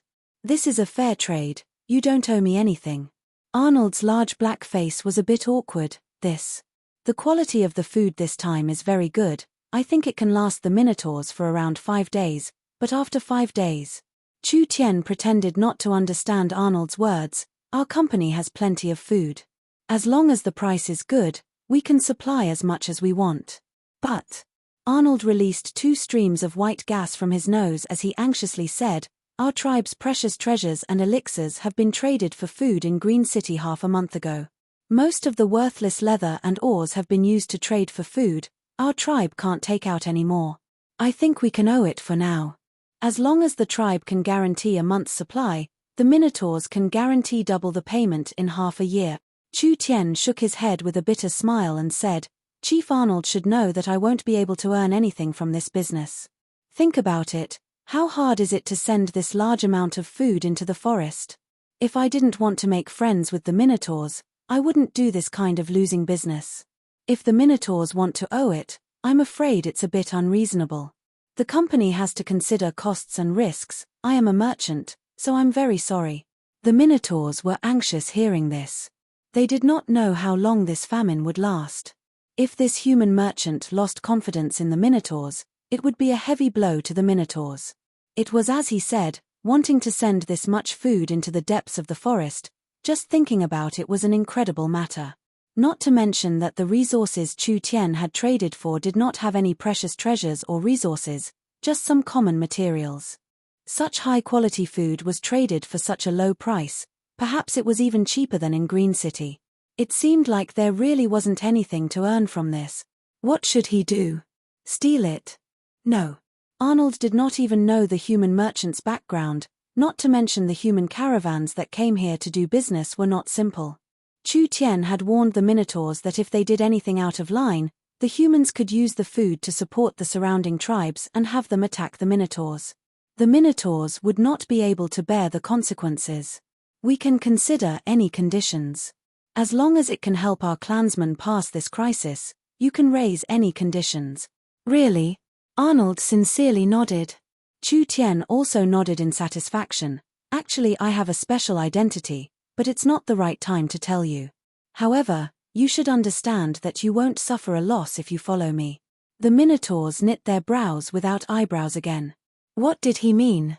Could it be he wanted the Minotaurs to be loyal to him? This was also impossible. He was only a human and the Minotaurs would not bow down to him for food. Chief Arnold, I'll allow the Minotaurs to owe it to you. Chu Tian said this and then suddenly squatted down. As for the other part, we can hire you to pay for it. Hire? I'm not a local after all, so doing things here is a hindrance. If I have the help of the Minotaurs, there will be much less resistance when I start my business. Chu Tian said this and pointed at the large cans of food on the side. Each Minotaur will get 2 cans of food a day. What do you think? There were several dozen gins of food in a single can, enough for a Minotaur to eat for several days. 1 Minotaur would get 2 cans of food. This was not low in a time of famine. A single Minotaur could feed his entire family. Only Arnold was still worried. He did not know the background of this human, and if he led the Minotaurs to their deaths, he would not be able to explain it to his clansmen. You don't need to worry. Chu Tian then added, if the Minotaurs are heavily injured during the hiring, we will be responsible for healing them and giving them 10 cans of food so they can peacefully recover. If the Minotaurs die during the hiring, Miracle Commerce will give them 100 cans of food. The Minotaurs' breathing became heavy. This was a temptation that was hard to resist. Chief Arnold thought about it for a long time before saying in a probing voice, the Minotaurs are the bravest warriors in the forest. We need at least 4 cans of food a day. Chu Tian thought about it and did not bargain, so he agreed. 5 cans of food would give them several £100 of meat. Buying a random bull's corpse would give them close to a ton of meat, so what did this bit of food count for? Miracle Commerce did not lack resources, but what they lacked the most was allies, especially allies in Green City. Using food to maintain allies was a pretty good method. No problem. Other than the Fox clan, Chu Tian had obtained the support of another tribe. These Minotaurs would not only support Chu Tian could even hire Minotaurs to charge into battle. Therefore, as long as there was a need, Chu Tian could hire several thousand Minotaurs to fight for him. With the help of this power and the Fox clan, Chu Tian was much more confident. But this was not enough. Chu Tian had not fully displayed his advantages, he still needed to win over the support of the locals. Chapter 406. Chu Tian and Arnold finished discussing the details of their cooperation. The main thing was the amount of food, the time limit for the Minotaurs to repay the loan, as well as the interest. All of the Minotaurs in the Minotaur Valley were grateful to Chu Tian. This human was simply a savior from the heavens. The most important thing was, the food this human sent was too good. Just like Chu Tian had said, after eating Miracle Commerce's food, the Minotaurs couldn't eat anything else. Chu Tian announced that the Fox clan would become the local representative of Miracle Commerce. Things like sending food to the Minotaur's Valley would all be handled by the Fox clan humans, so Chu Tian would not easily come out. The Minotaur's battle strength does not lose to the ogres. You can obtain the support of the Minotaurs. This will be beneficial to you in the future. A hint of praise and emotion flashed in Dolores's eyes, as well as a trace of satisfaction. The Fox people had endured these stupid cows for a long time, and now the stupid cows had to listen to the Fox people, which made her feel much better. But the Minotaurs in the Minotaur Valley are only working with you because of the threat of famine. This doesn't mean they are willing to sell their lives for you. As long as the famine situation is alleviated, I think your control over them will quickly decrease. Dolores then said, what you're doing right now is a risky investment. Who knows if the Minotaurs will repay the resources? Unless you become the city lord and make this debt real, everything you've invested will be for naught. Chu Tian nodded. Then what do you think we should do? We can secretly hunt the Minotaur's Valley or use Sir Demonic God's abilities to take away the demon beasts, making the Minotaurs eat less and less. This way, we can maintain our dependence on miracle commerce. But Dolores's charming voice changed. Doing this will be very strenuous and there will be a gap if we're discovered, making things worse. Also, a single Minotaur's tribe won't be of much help to you. This beautiful fox girl could already stand in Chu Tian's perspective to think of problems. Chu Tian was very satisfied. The Fox clan had clearly tied their benefits to miracle commerce. A single Minotaur is far from enough, so I need the support of more tribes. Chu Tian calmly said, if I had 10 or 20 tribes supporting me, wouldn't it be much easier to sit in the city lord's position? A look of surprise flashed in Dolores's eyes. If you can get the collective support of so many local tribes, it's naturally not a problem. The problem is, how can you do it? This is definitely not an easy task. It's simple. A good move can be used twice. Chu Tian was now inspired by the Minotaur tribe. Survival was the most important rule for the forest locals. There was a large-scale famine near Green City and several tribes were struggling like the Minotaur Valley. Even if the other tribes were in a better situation, they were still struggling. In this period of time, controlling the food would mean controlling the natives. Chu Tian did not recommend any risky investments. As long as he could obtain the support of the natives, even if it was only temporary support, he would be able to stabilize his position as the city lord. At that time, the natives would have no choice but to submit to him, and all the debts he owed would be confirmed. I'll need your help with this matter. With our current relationship, Sir City Lord's matter is our matter. To be able to help Sir City Lord, of course it is our honor. Dolores smiled beautifully. When her plump body trembled, Chu Tian couldn't help but take another look. However, Dolores didn't care at all.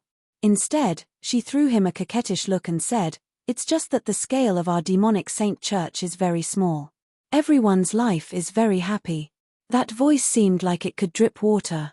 The charm of the Fox clan's great beauty was like 100 barrels of honey poured into a pond. It was enough to melt the bones of any human man. This was asking for benefits. The Fox clan naturally followed benefits. They would not work for free. What are you in a rush for? Since I said I would make you rich, of course I won't go back on my words. Why don't you ask yourself, when have I, Chu Tian, ever mistreated anyone? Chu Tian heroically patted the fox girl's shoulder. You can be assured that I will give 1/10 of the profits from the forest to your demonic saint religion, including the debts of the Minotaurs and the others. When these debts become real, they will all be given a share. 1/10. Stingy. Dolores's misty eyes were filled with a glow of joy. Under Chu Tian's exploitation methods, the local tribes would have to pay back their old debts.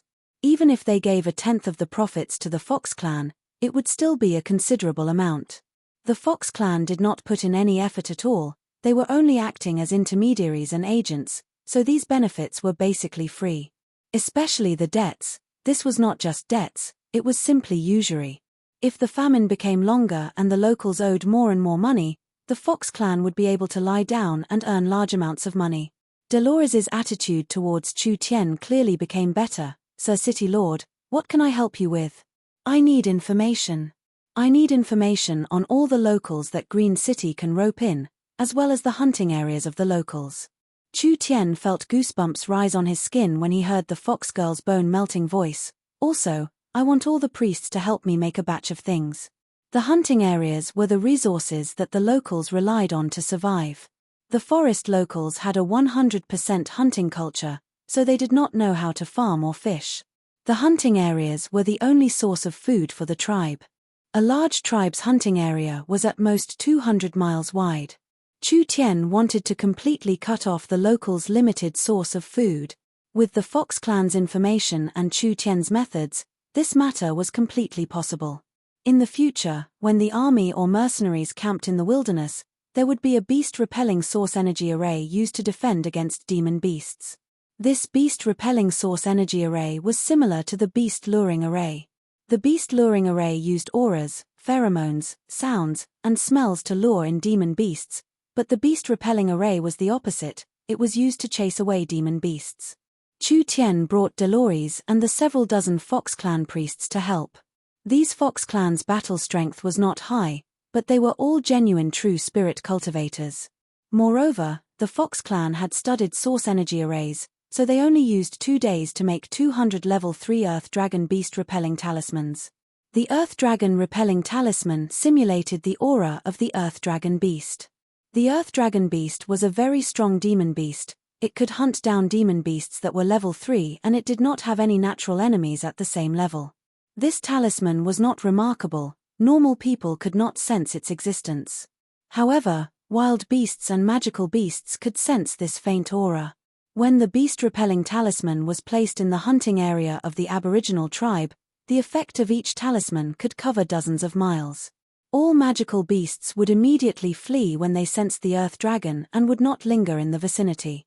Chu Tian was certain that in just 3-5 days, the locals would fall into chaos. Those who were famished would be even more famished, even those who weren't famished would be anxious. At this time, Chu Tian would have the Fox clan spread the news in the forest, saying that there was a human company in the forest that could buy large amounts of food at a low price. The reactions of the locals could be imagined without even needing to guess. Chu Tian would use the same trick, using food as a condition to control them. Chu Tian was just one person and the Fox clan was just a proxy, so the locals had no choice but to accept him. Once Chu Tian stopped providing food, they would have no other choice. Therefore, in order to survive, they would most likely choose to compromise. This plan was very simple, but it couldn't be denied that it was a very practical plan. With the effects of the beast-repelling talisman and the spatial transportation ability, Chu Tian could completely control the lives of these locals. In the end, not only would they be eaten by Chu Tian, they would also owe him a large amount of money and they would have to be grateful to him in the end. This was truly too sinister. Dolores completely admired Chu Tian. This mysterious man was very attractive. He seemed to always be able to do incredible things. Even the things he casually took out, like the most ordinary beast-repelling talisman, would be good things that had a market among the locals. Such a small talisman, how many tribes would be able to avoid demon beasts? Not to mention the mysterious space warehouse.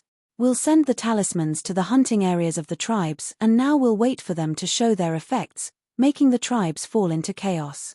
Dolores looked a bit tired after running around for several days, but she was still full of energy. Her eyes were filled with expectation, but there was also a trace of worry. We'll be targeting 9 tribes at the same time this time. With this many tribes adding up to 1 million people, will you be fine on your side? Dolores was very clear. If Chu Tian messed it up, he would just leave.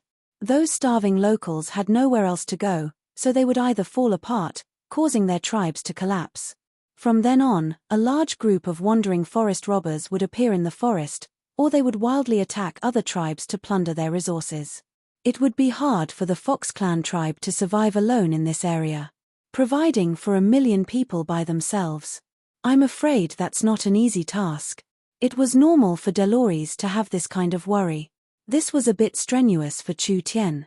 Although he had the full support of Southern Shia, the food that normal people ate was not suitable for these strong forest locals. Therefore, Chu Tian had to prepare source energy food and it had to be source energy food. Level 2 source energy food took up a large portion and even with Miracle Commerce's production, this was still a large burden.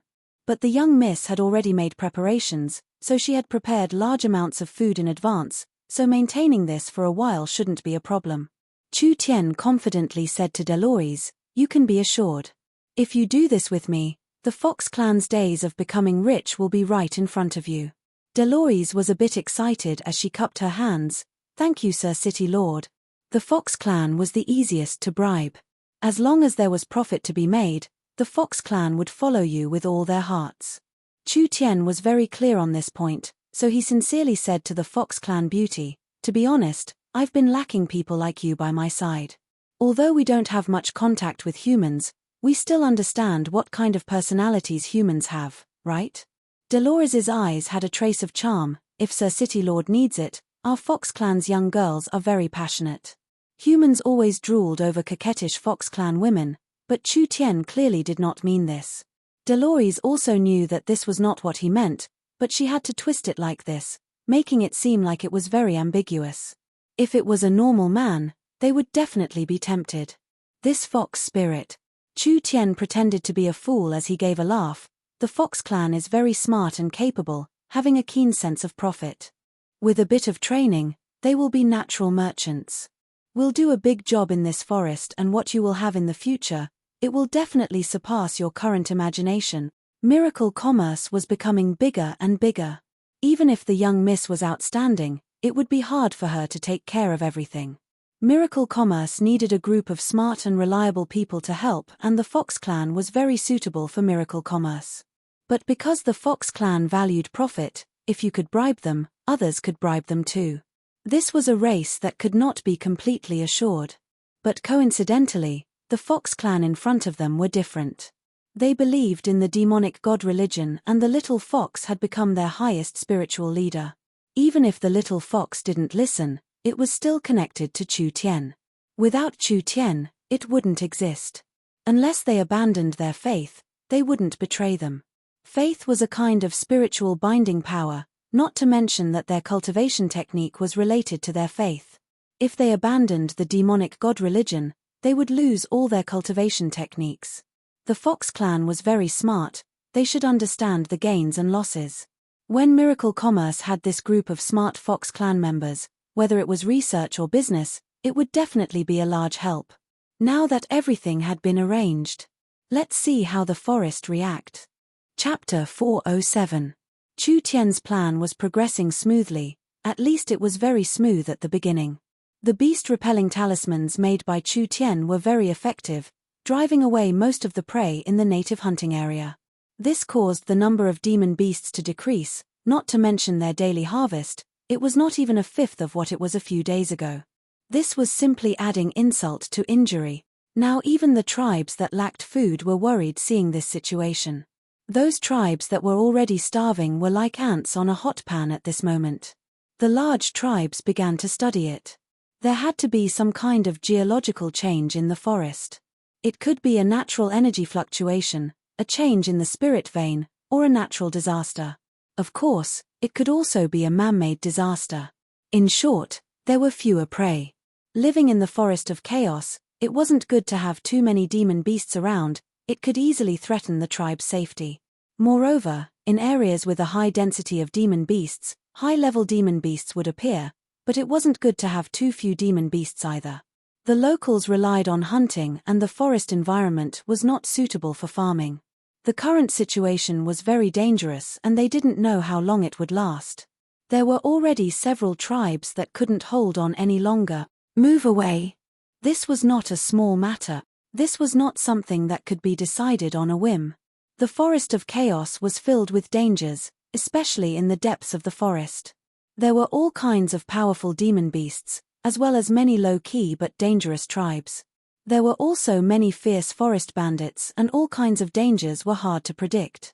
Who didn't want to live a stable life? Who wanted to step on an unknown and dangerous path? Moreover, even if they moved away, they still had to make preparations. They would need to spend at least 10-15 days exploring their new living environment and prepare rations for the journey. If they did this, the tribes would have died long ago. Since things had reached this point, there was only one method: steal. In this savage land, using force was always the best way to solve problems, and it was the basic way to survive. If there was no food, they would steal food, and if there were no resources, they would steal resources. This was the natural law of the forest, which was why the dark forest law was so prevalent. When two tribes were together, the other side wouldn't move against you, but that didn't mean they wouldn't move against you. If there was a famine or other reasons, two tribes that had a good relationship with each other would instantly fight. Those who didn't have food would snatch food, while those who had food would be wary of suspicion, or perhaps they would take advantage of the situation and attack the other party first to prevent future troubles. In short, this matter had already become a tradition in the forest of chaos. At this moment, the entire forest was filled with the sound of knives being sharpened. It was as if a barrel of gunpowder was about to explode. An unprecedented war was about to break out. Chu Tian's plan could be said to be relatively successful up to this point. However, before the second step could be implemented, an unexpected change occurred. Hu Xiaolin was a large fox tribe to the southeast of Green City, with a total population of around 200,000 people. They had lived here for 43 years, so they could be considered an old tribe. The tiger tribe warriors raised their weapons and roared. The native tribe had already begun to gather their troops. The tiger tribe's chieftain decided to personally lead 30,000 elite warriors to launch a sneak attack on the nearby lizard tribe. The lizard tribe lived in the wetlands, so they had a habit of storing food. As long as they eliminated them, the tribe's urgent need would be resolved. When the Tiger Clan people were busy gathering their troops, a strange figure appeared at the gate of the Tiger Clan. This was a Goat Clan spirit beast with an ugly old face. He was wearing a large robe and his hands and neck were covered in bone ornaments. He also held a long staff in his hand, making him look very strange. "Who are you? You actually dare charge into the Tiger Clan?" Before he even finished speaking, the Goat tribe waved his hand and several Tiger Clan men fell to the ground, spitting out white foam and twitching. No one knew what they had done. This Goat tribe person swaggered into the Tiger Clan's tribe, but since he charged in like this, he naturally attracted the attention of many people and was immediately surrounded. The Tiger Clan chief walked out and coldly looked over. "Shaman sorcerer? What are you doing here?" The shaman sorcerer gave a laugh. "I'm here to show the chief the way." "Show the way? What way?" "The Tiger Clan wants food, so attacking our neighbors is not a good idea. How we do things is not up to you swindlers to tell us what to do. Why don't you look further ahead?" The shaman sorcerer ignored him and suddenly said, "Green City has stored food for several decades, so why can those gnomes live in the city and have large amounts of food while you guys can only hide in the forest? I say that you should directly attack Green City and take it. If you occupy Green City, not to mention a temporary problem, you won't have to worry about food for 3-5 years. The Tiger Clan chief's face fell. "What did you say?" "The ogres, lizard men, snake clan, and the southern tribes have all come to an agreement and are prepared to attack Green City together to steal food." The shaman sorcerer said this before turning around. The gnomes and the green religion have completely declined in the past few decades, so this is the best time. As for whether the Tiger Clan wants to join in, that will depend on the chief's decision. Green City's acting city lord, the gnome clerk, always had a worried frown on his face. The gnomes were related to the elves, but they were not a mix of elves and other races. The gnomes were an independent race, a branch of the elves in the ancient times, belonging to the lesser elves. It was like the relationship between the halflings and humans. Their bloodlines were very similar, but they had already evolved into two different races. The gnomes were around the same height as the dwarfs and their other characteristics were similar to the elves. The gnomes had very smart minds and liked to study knowledge, studying profound source energy arrays.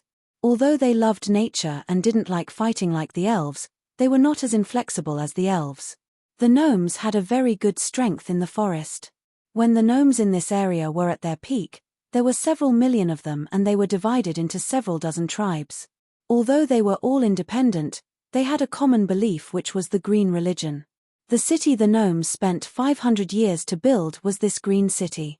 The gnomes had decent strength, but compared to the true giants of the forest, they were still lacking. Those giants didn't want to touch the other side's sensitive nerves, so they didn't directly take Green City. They just thought of ways to slowly nibble away at it.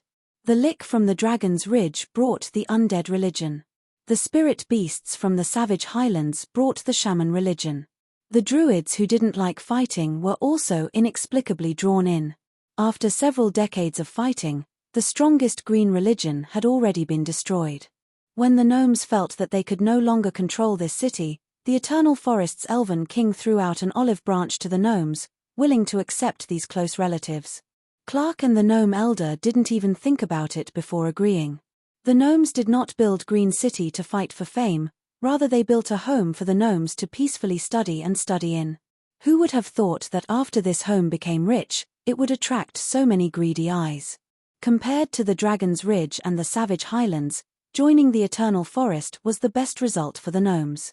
The Eternal Forest's elves were close relatives to the gnomes and the elves were gentle and kind, so they wouldn't make it hard for the gnomes. The Elven King even promised that the gnomes could continue to study and live in Green City, no different from before. The gnomes had no desire for power and wealth. It didn't matter who was the master of the city, it was fine as long as the gnomes weren't chased away. Clark was very happy to complete the agreement with the Elven King. The Eternal Forest had already announced that Green City would be under their protection. The gnomes were filled with anticipation as they waited. As long as the Eternal Forest stationed a strong elven army in Green City and sent a person with enough prestige to become the Green City Lord, would the shaman religion and the undead religion still be this arrogant? Even if they had the Dragon's Ridge or the Savage Highlands behind them, the Eternal Forest had already taken the initiative in Green City. After so many days, there was no news from the Eternal Forest at all. Not long after, a secret letter was sent into Clark's hands. When Clark opened the Elven King's personal letter, he almost jumped into the ceiling. Green City's position was too special and there were many large influences involved, so it was easy to cause disputes. So the Elven Council did not agree, which meant there was no hope for the Elven army. But the kind Elven King had given Green City a city lord. Clark was disappointed, but he thought that the gnomes still had a bit of strength. If the elves could send several peak experts here, even without the Elven army, they would be able to deter thieves. Who would have thought that the Elven King would give Green City's city lord to a human he had never heard of before? Weak. No fame. And a human. Clark was so angry that he almost fainted. There were no human powers in the Forest of Chaos and all the humans that came here were outsiders. Outsiders meant that they had no foundation here. A human without any foundation coming to this complicated Green City to be the city lord, wasn't it child's play? Even if the gnomes obeyed, would the other races obey? When Clark was anxiously thinking of a solution, a gnome suddenly ran over. Acting City Lord Clark, something has appeared in the forest again. What? There were quite a few things that had happened in the forest recently. Famine, plague, and various disasters. Although there was no direct evidence, Clark believed that these were all done by those fellows. They just wanted to create chaos, giving the Eternal Forest's influence more resistance. This gnome adjutant was covered in sweat as he said, "There are several tribes that have formed an alliance because of food, preparing to attack Green City." What? Clark felt his head grow bigger. These tribes actually wanted to attack Green City. Green City had 1.5 million residents and the gnome population had decreased in the last few decades. This was a gnome city and there weren't many gnomes left, but there were still around 600,000 that occupied a small half. The gnomes were good at handling and storing food. Green City had developed for so many years, so their food reserves were very rich. In normal situations, the locals would plunder from each other, so no one dared to attack Green City. This was because even if the green religion was weak, they were not something the locals could provoke. Who would have thought that they would form an alliance to attack Green City this time? This was simply madness. There were several tribes that had over 1 million people. Even if each tribe sent 30,000 to 50,000 people, it would still be a shocking number. Even if they couldn't attack Green City, they would still cause large losses to Green City. Clark could already smell an unusual aura behind this matter. If Green City was destroyed and occupied by the locals, the Eternal Forest would not be able to take over the city. At least it was like this from a certain person's point of view. This matter was very likely to be a plot instigated by the enemy. Chapter 408. Chu Tian had made a mistake. It couldn't be considered a mistake, the plan itself was not a problem. First they would cut off the food of the large tribes and when they were begging for a miracle, the Fox clan would release the news of the mysterious human merchant. When these natives heard that the Minotaurs in the Minotaur Valley, because they traded with this human merchant, not only did nothing happen to them during the famine, but they even ate and drank well every day, they would definitely go to the Minotaur Valley outside to investigate the situation. Who didn't know that the Minotaurs were the stupidest and were the first to starve to death? Now that they were eating and drinking, how could the other tribes not be jealous? The human merchant was very resourceful, so no matter how much food they needed, they would be able to supply it all. On one hand, they could supply high-quality food and on the other hand, they could cut off other sources of food. These locals would be tightly bound by Chu Tian in the end and Chu Tian's goal would be achieved. The problem now was that when Chu Tian had just started the first step of his plan and before he could even start the second step, Delores had already rushed over. There was a very urgent piece of news that several tribes were working together to attack Green City. This situation isn't good. Dolores said with a face of worry, "It's like we've smashed our own feet with a rock." "No, this isn't right." Chu Tian knit his brows and thought about it for a few minutes. This shouldn't be right. These tribes normally don't interact with each other and are suspicious of each other. How could they form an alliance in just 2-3 days? This definitely doesn't make sense. Dolores had already noticed this point. Although Green City's gnomes are very weak, they are not something these normal tribes dare challenge. I also suspect that there is a mastermind behind this. Chu Tian nodded. There was no need to doubt this. This was certain.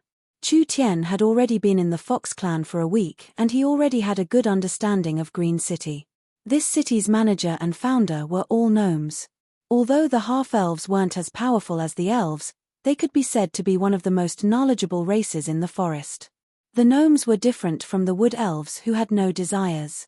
The gnomes were strict by nature and had a strong thirst for knowledge, so the gnomes had high attainments in source energy arrays.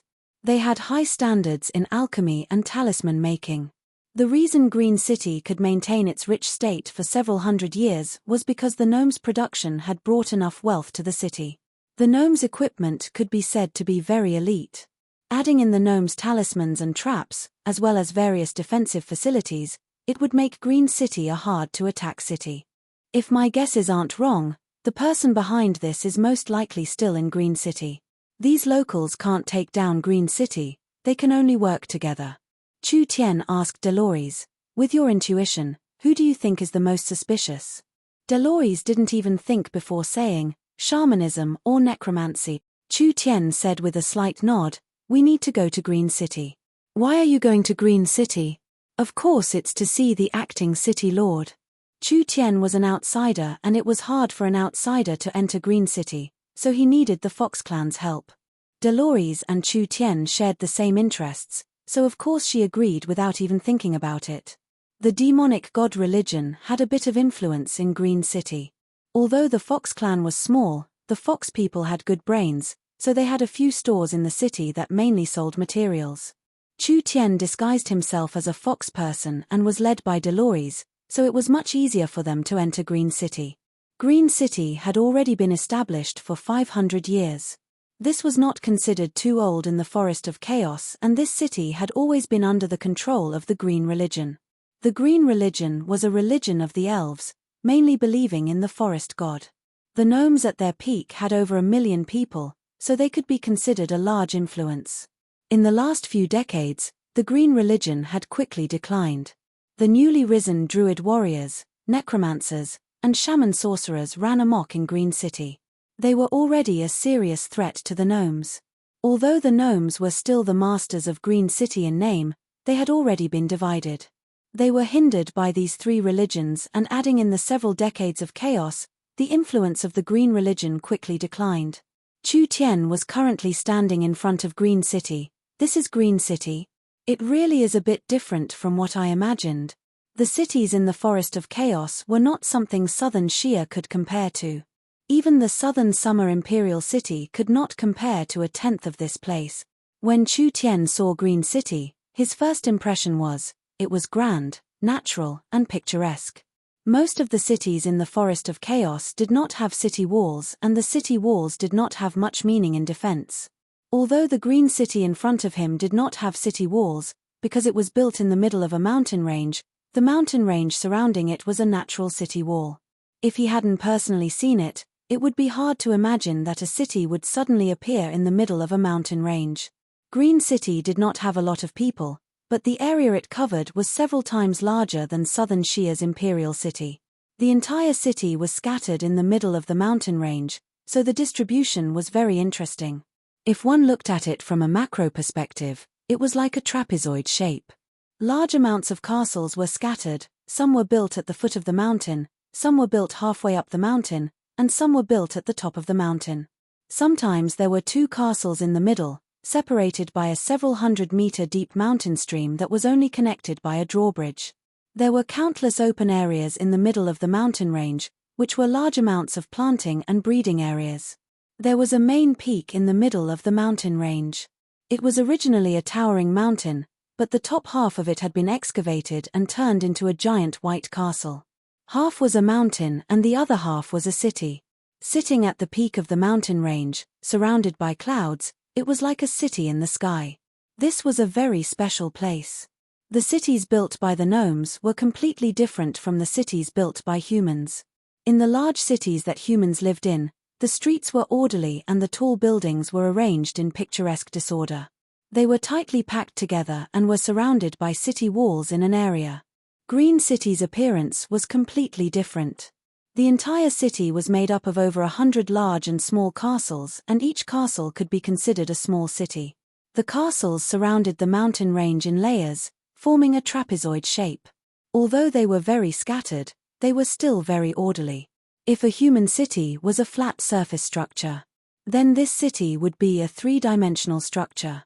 The entire Green City was perfectly integrated with nature. These cities that were carved out of the mountain or built out of thin air looked disorderly on the surface, but each building in Green City was very unique.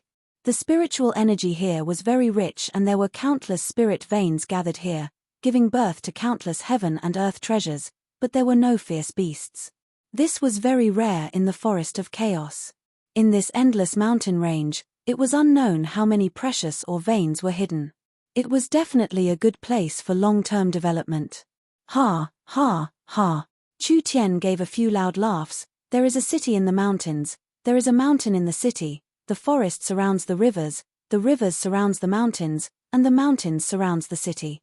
My city looks very good. But I see that the city has not even been developed by 10% and the entire mountain range has not even been developed by 2%. I'm prepared to connect all of this together and create a large city-state that can hold several tens of millions of people, making it the largest city in the Forest of Chaos. What do you think? Sir City Lord, it seems like you're happy too early. Dolores rolled her eyes, disagreeing with Chu Tian's grand ambitions. Don't forget, your city will be captured by a group of people and it might turn to ashes in a few days. Those locals. Pay. When would Uncle Chu Tian place them in his eyes? But speaking of this city was indeed better than imagined.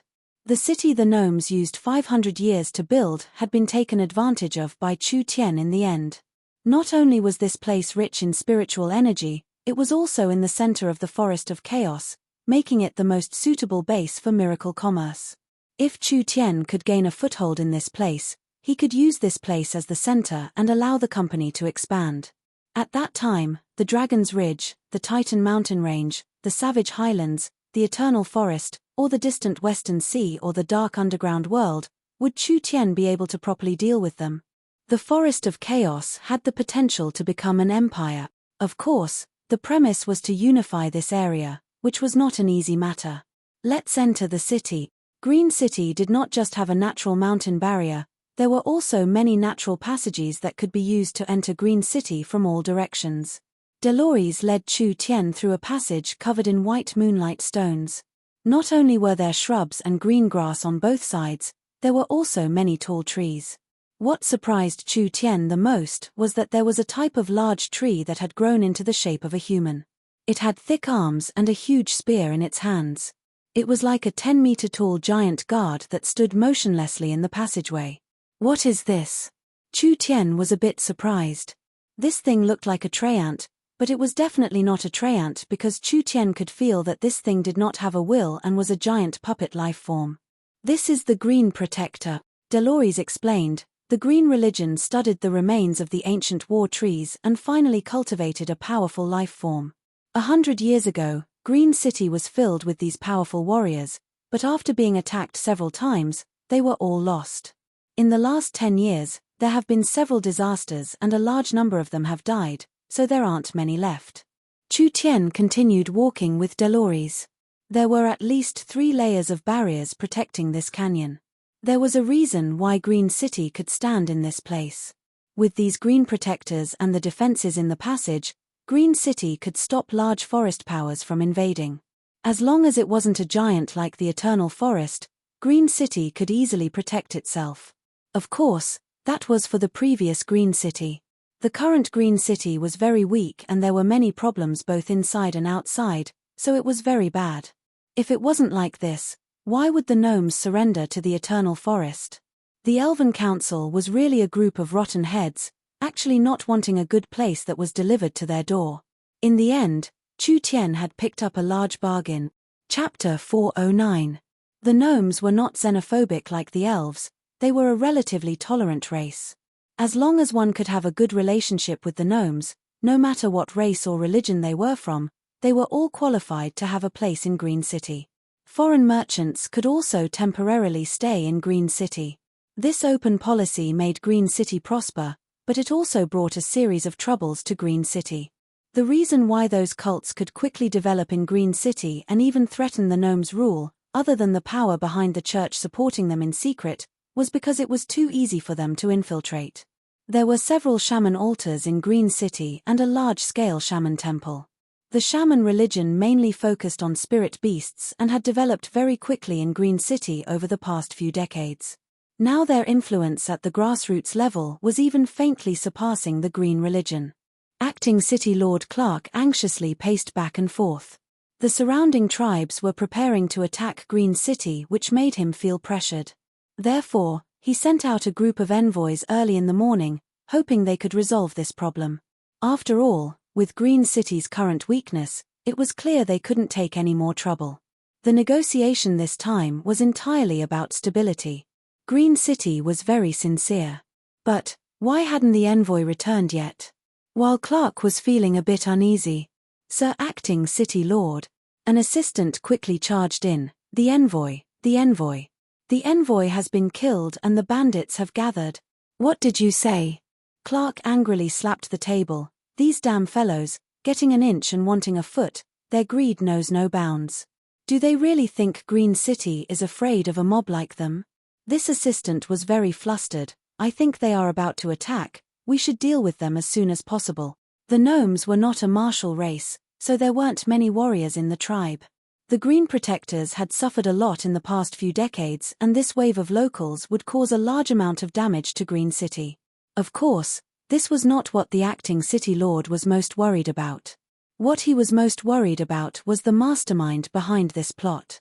Plagues, famine, and riots, it was always wave after wave.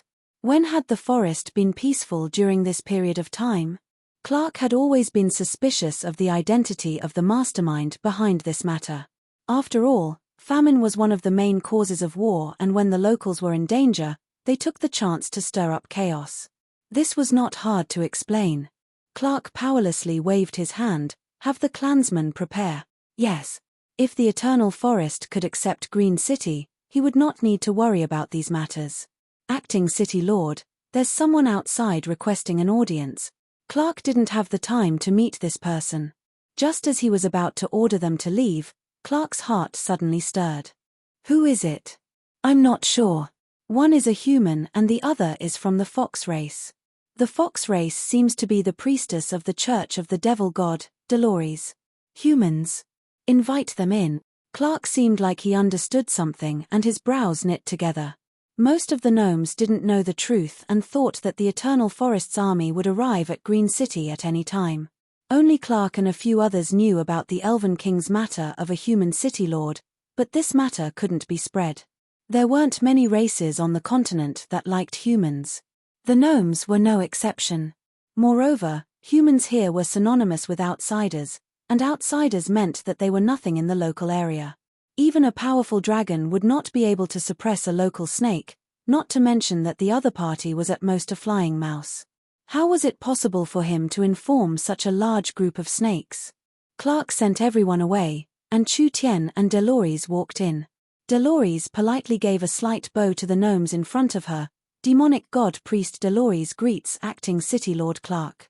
Clark did not look at Dolores, but he looked at Chu Tian with a gaze filled with contempt. Humans had short lifespans and this person looked very young, perhaps not even 20 years old among humans. He was no different from a child. Even if the Elven King was irrational, he shouldn't have sent this kind of person to manage Green City, right? Clark said in a somewhat malicious voice, Green City does not welcome human travelers. What matter does Your Excellency and Priest Dolores have to come see me for? I'm very sorry, I'm not a traveler. Chu Tian did not have any thoughts of hiding it at all. He took out the Elven King's token and secret letter and placed it on the table. I am called Chu Tian. The Elven King has appointed me as Green City's City Lord. You.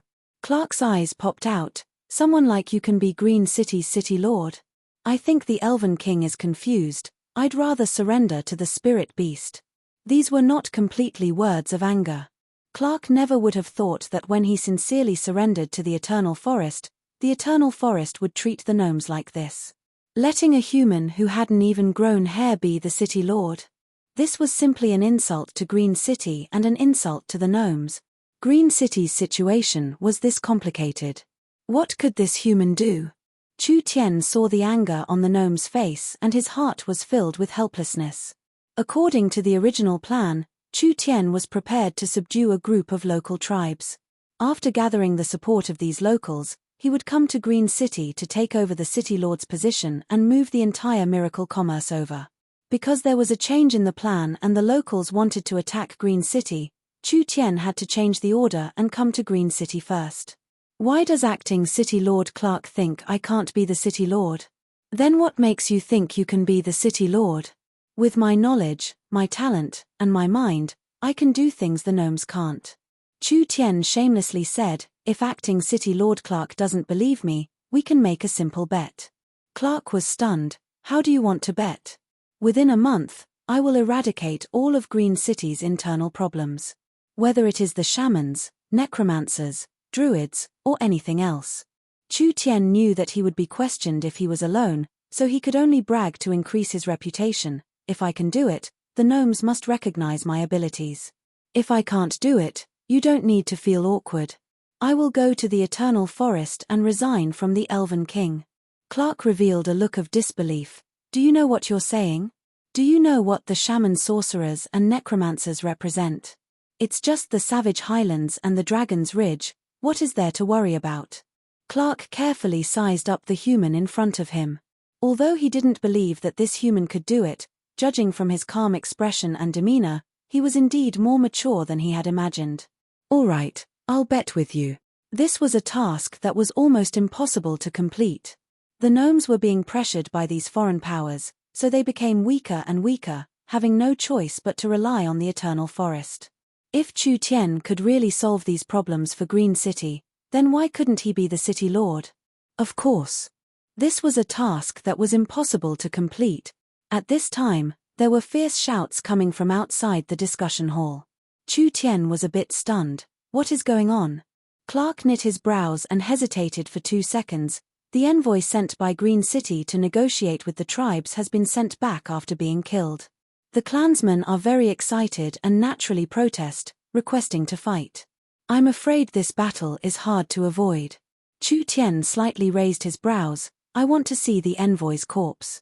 What do you want to do? Clark was a bit vigilant. This gnome envoy died for Green City, so he should be buried in the forest temple, returning to the embrace of the forest god. Chu Tian said, I just want to see the person who sacrificed himself for Green City. Perhaps I can find something from his body. That's natural. Clark's brows slightly relaxed. This foreign human actually knew the green religion's beliefs and traditions. All right, but the priest will be holding the funeral soon, so I'll give you at most 10 minutes. That's enough. Delores looked at Chu Tian with a bit of surprise. Why did this fellow want to see a corpse? Clark brought Chu Tian into the forest temple. This was a giant natural cave and the entire space was covered in tree roots. There was an altar in the center with an intact corpse lying on top of it. Chu Tian found that the corpse's neck was sewn together, so it should have been beheaded by someone. His eyes slightly narrowed as he said, What did you send him to discuss? Of course it was to discuss how to survive the famine. Clark's face filled with anger when he saw the envoy's corpse. The gnomes were even willing to open Green City's warehouse to borrow some food, but who would have thought that these damn fellows would be this greedy? Did they really think that Green City was something they could break through? Chu Tian shook his head. Perhaps the envoy did not say that.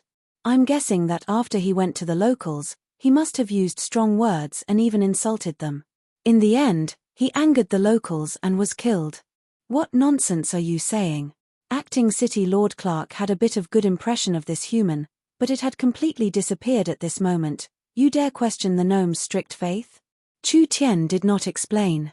His right hand suddenly released a faint light and he drew a rune on the gnome's forehead. Under the effect of this rune, The gnome's corpse began to violently tremble. Acting City Lord Clark was already filled with rage. "What did you do?" Chu Tian softly said, "See for yourself." There was suddenly a sharp whistle that came from the gnome's ear. There was a disgusting bug that came out and Chu Tian casually pinched it in his hand.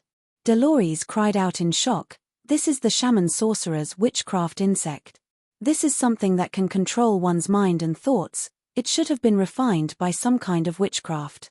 Chu Tian looked at the struggling insect in his hand. If my guesses aren't wrong, this envoy had just left Green City when he was attacked. This insect was planted in his brain and his mind was controlled to participate in the negotiations. In the end, he angered the locals and was killed, as well as angering the gnomes. Dolores was suddenly enlightened. This also means that the one behind the scenes is the shaman's? That's right. Since we've locked onto the one behind the scenes, this matter will be much easier. A blue and white flame was released from Chu Tian's fingertip and the insect was not even ash left. Then let me experience this so-called shaman religion. Acting City Lord Clark was stunned. This young human did not seem simple. Chapter 410. Dolores admired Chu Tian even more. The shaman religion was a mysterious religion of the spirit beasts in the savage highlands. It was different from the demonic god religion's summoning and beast taming techniques. The shaman sorcerers mainly used curse attacks, soul attacks, witchcraft, and insect poisons. This kind of strange insect controlling technique was definitely a high-level witchcraft technique of the shaman religion.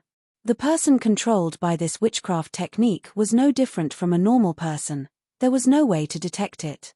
This was because their mind, soul, and thoughts did not have any additional states. It was purely controlling their thoughts on a physical and material level. The runes drawn by Chu Tian had not disappeared yet and Clark's face was filled with a bit of surprise. You can only use witchcraft to remove the shaman's witchcraft. This seems to be a shaman technique. It's just a small trick, not worth mentioning. The shaman religion was recorded in history, but in Chu Tian's era, this religion had already disappeared. Chu Tian had seen records of the shaman's witchcraft in an ancient book. This witchcraft did not need a special shaman cultivation technique, it was just a secret technique. Chu Tian had studied it a bit in the past. Although he was not proficient in it, it was more than enough to break these small insects. Since he knew who the opponent was, it was easy to deal with them. I still feel that the famine around Green City is a bit strange. Dolores knit her brows. This famine was strange, but she couldn't find anything strange about it. In the past, unless there was a migration of beasts, a large-scale natural disaster, or a geological change, it would cause the beasts living in the Greenland to change. There were no signs this time. It was a strange change. Clark was already suspicious of this. The shaman sorcerers set up an altar to use witchcraft to disturb the beasts, causing this series of changes. This is completely possible in theory. Only, we don't have any evidence and we don't know when it started. Even if we tell them now, those tribes won't believe us. No wonder the shamans reacted so quickly. Father actually helped them. Perhaps they had been preparing for several months, so they immediately grabbed the chance. This caused Chu Tian's plan to fail. This was too hateful. Speaking of this, the shaman religion's influence was not small. In the area around Green City, they had several 100,000 followers. Now they were inciting the locals to unite.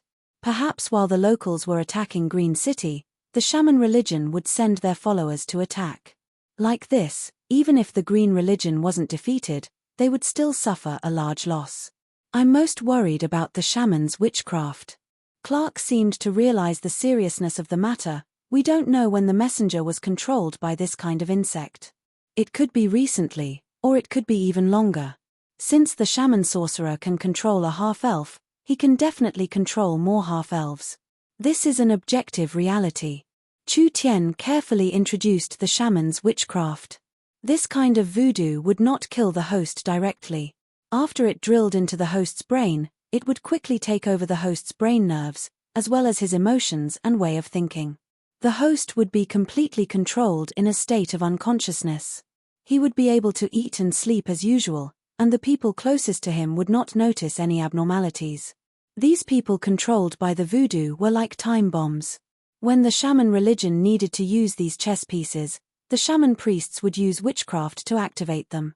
The host would instantly lose their ability to think and become a puppet under the control of the shaman's witchcraft. The shaman sorcerer did not need to completely control the host's thoughts and could use witchcraft to subtly change the host's thoughts. This was because emotions were a kind of spiritual energy, and spiritual energy could be created through material methods. Delories and Clark were both dumbfounded.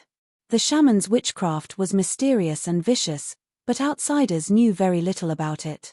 This foreign human was even more knowledgeable than the locals who had dealt with the shaman sorcerers for decades. This kind of witchcraft that could control one's thoughts was clearly a secret of the shaman religion. How did he know about it? No wonder, no wonder. The shaman religion could develop this quickly. Not only did they have a large influence in the surrounding tribes, there were also several shaman temples in Green City. So the problem was here. The local army had several 100,000 followers. They had several 100,000 followers over the years. There were also over 100 true spirit realm shaman sorcerers, as well as the core fighting strength of the shaman religion, as well as the puppets they had controlled in Green City over the years. This was a very terrifying strength. The local army had been formed for 3-4 days, and there were already over 100,000 of them gathered. It was said that this number was still increasing and it could reach several 100,000. These locals had mostly mobilized all the adult males in their tribes. With this kind of effort and high efficiency, who would believe that the shamans weren't playing tricks on them? Once the locals attacked the city, the shaman religion's army would also attack. Adding in the cooperation of Green City, how would the gnomes deal with this situation? Also, if the shaman spirit beasts and the Green City gnomes fought, would the undead religion warlocks just stand by and watch? Even the druids were an unknown variable. Chu Tian pointed out all the stakes. Mr. is truly clear on this matter. Clark never thought that Chu Tian would be so clear on this matter. He was sitting high up as the acting city lord, but he was actually this careless. His head was covered in sweat at this moment. Green City's situation is even more dangerous than I thought. The gnomes were proficient in research, but they were not good at diplomacy or military tactics. Now that the water was becoming muddier, he couldn't think of a way to solve it. Delories was also shocked. Not to mention Clark, who would have thought that the situation would be this bad? Who would have thought that the situation would be this bad? Clark asked in a trembling voice, then how many gnomes does Mr. think have become puppets of the shaman sorcerers? This kind of GU is very hard to refine and it will consume the refiner's cultivation and vitality, so there won't be many of them. You don't need to worry about this. Chu Tian carefully considered it, just follow my arrangements. The gnomes will only be responsible for stabilizing Green City and I will take care of everything else. Could this situation really be taken care of? Clark already had no confidence in his heart. He could only believe in this outsider, a person that could become Green City's city lord. In the evening, the 150,000 elites of the forest gathered in the forest. The morale of the locals was high and they were filled with killing intent. When they gathered, there would be locals joining in from time to time. Of course, these were all small powers that wanted to take advantage of the situation to loot Green City. The Allied Army Conference began. The ogres, tigers, leopards, lizards, snakes. The various large tribe chiefs and the high-level members of the various tribes all came to participate in this conference. These different local leaders all had angry expressions on their faces at this moment. Green City is too arrogant. They actually want to exterminate us and make us their slaves. These gnomes don't even know they are about to die. Do they really think they are still 100 years ago? We will quickly gather several 100,000 people. At that time, with the support of the shaman religion's witchcraft, our battle strength will increase by more than double. It will be easy for us to flatten these outwardly strong gnomes. The entire Allied army was covered in a layer of rage, violence, and fanaticism. They all wanted to charge into Green City and burn Green City to ashes, stealing all the wealth and food. Several goat race shaman priests stood in the corner with a smile of ridicule on their faces. The Minotaur chief Arnold is leading 5,000 Minotaurs to join the alliance. The group of locals suddenly became excited. The Minotaurs were very strong and they had bodies not inferior to ogres, but they specialized in charging at the front lines. The charge of these 5,000 minotaurs was enough to easily tear apart the weak gnomes' defenses. Arnold was the Minotaur tribe's chief, but he was actually personally participating in this mission. This Arnold was the youngest chief of the Minotaurs in 200 years. He was a typical blockhead with a fiery and straightforward personality. He was a Minotaur that couldn't be more traditional, but with the Minotaurs' personalities, they wouldn't play any tricks. Since Arnold had personally come, it meant that the Minotaurs also wanted to steal from Green City. More than a dozen tribal chiefs and a few shaman sorcerers received Arnold. One of the tribe chiefs said, "Arnold, you're only taking out 5,000 Minotaurs, isn't that too little? There are over 100,000 Minotaurs in the Minotaur Valley." Another tribe chief followed up, "We'll split the loot according to work, whoever does more will get more." "I'm afraid 5,000 Minotaurs won't be enough. The Minotaurs aren't just sending soldiers." Arnold gave a simple smile, "You don't lack soldiers, so the Minotaurs will give you what you lack the most." "What do we lack?" "Food." "What?" The various tribe chiefs were stunned. "You're saying you'll give us food?" Arnold's large body moved to the side and he pointed at the Minotaurs behind him. All the tribe chiefs looked over. Several thousand fully armed Minotaurs were pulling a large pile of tin cans, giving them to the local soldiers one by one. The entire allied camp was covered in cheers. The various tribe chiefs were all stunned. What is going on?" Arnold said with a laugh, "A human merchant came to the Minotaurs not long ago and this food was bought from him. There's enough good wine and meat, enough to fight our way to Green City." "Human merchant? Where did this human merchant come from? How could he bring this much food into the forest?" The local chiefs were all surprised and their killing intent weakened by a lot. There were even some people who asked Arnold how to contact this human merchant. "I don't know his background."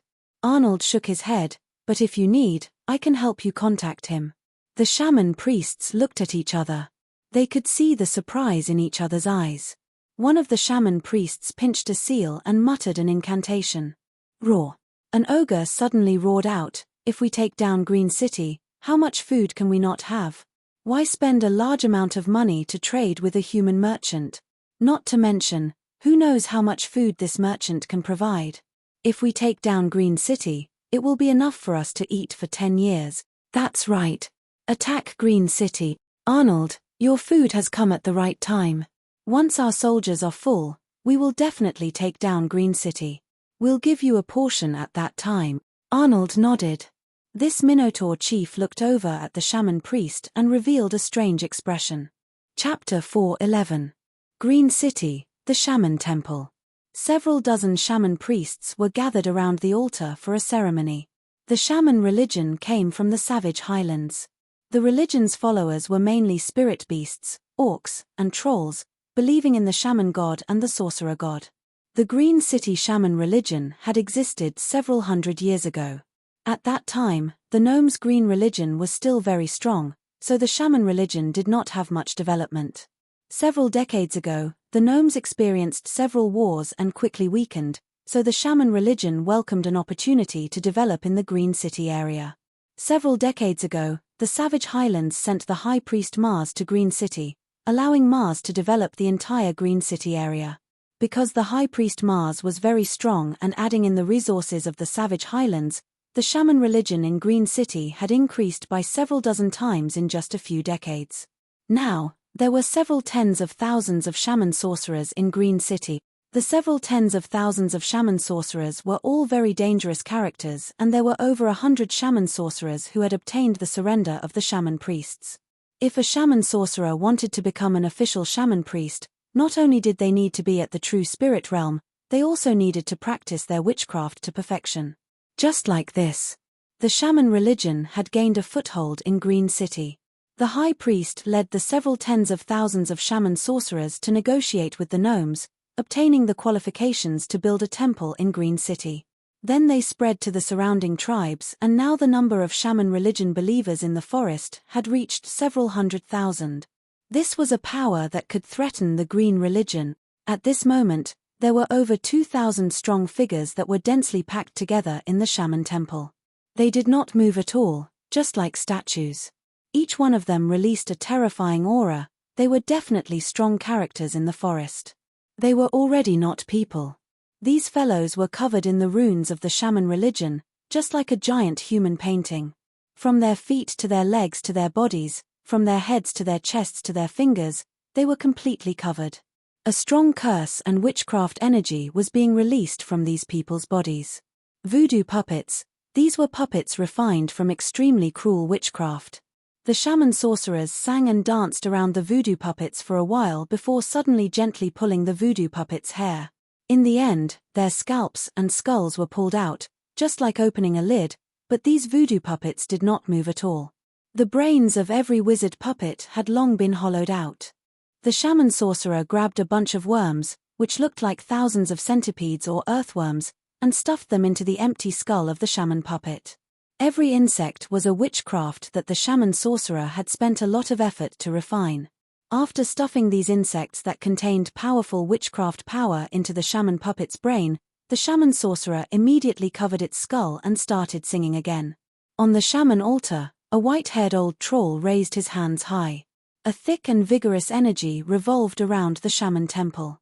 Great shaman god and witch god, please accept the sacrifice of your servant, and bestow upon the wizard puppet great power. A burst of intense light exploded from the altar, turning into thousands of light beams that landed on the Wu puppet's body. The worms that were wriggling in the skull instantly became several times more active, drilling into the Wu puppet's body.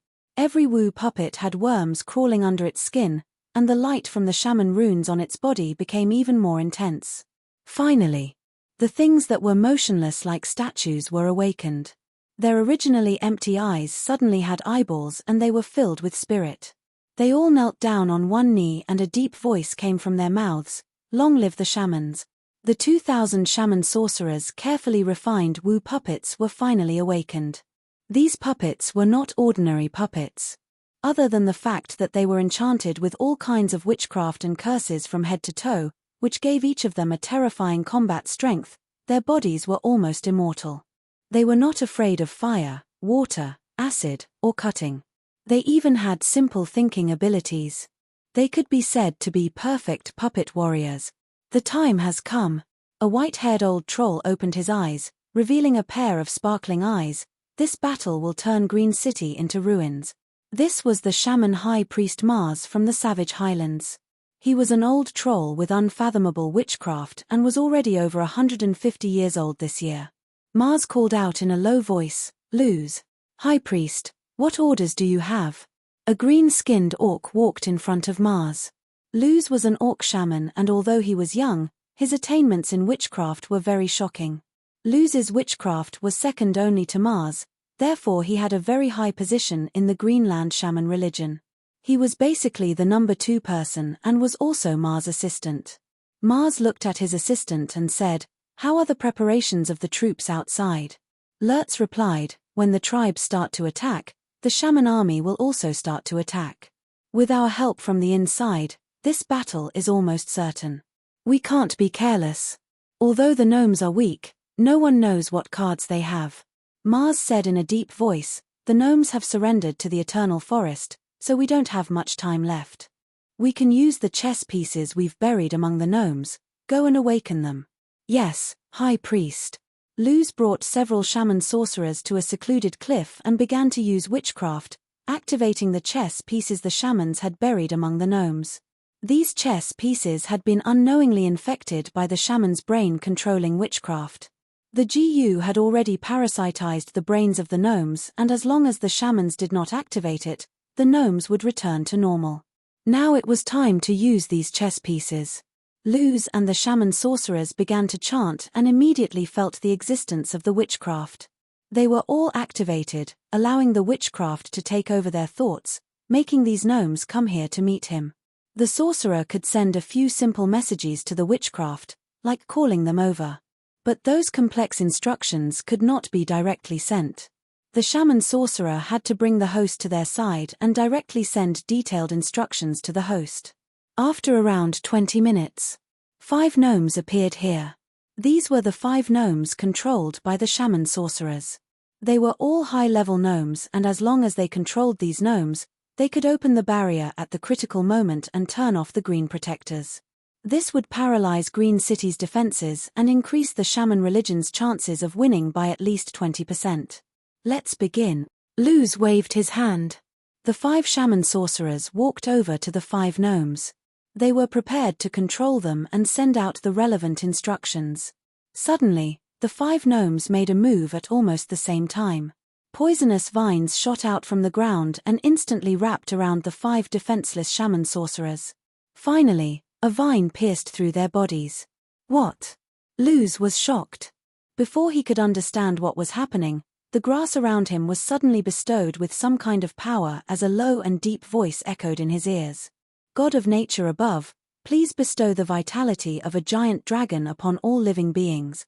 This was the Green Religion's giant dragon's power technique. It was definitely a high-level technique. There were less than 10 people in Green City that could use this move. Luz could no longer run. The originally soft grass suddenly began to wildly swell, instantly turning him into a giant rice dumpling. When the natural energy was added, each blade of grass became harder than steel and had a very terrifying strength. As long as the other side was willing, even an earth dragon could be turned into mincemeat.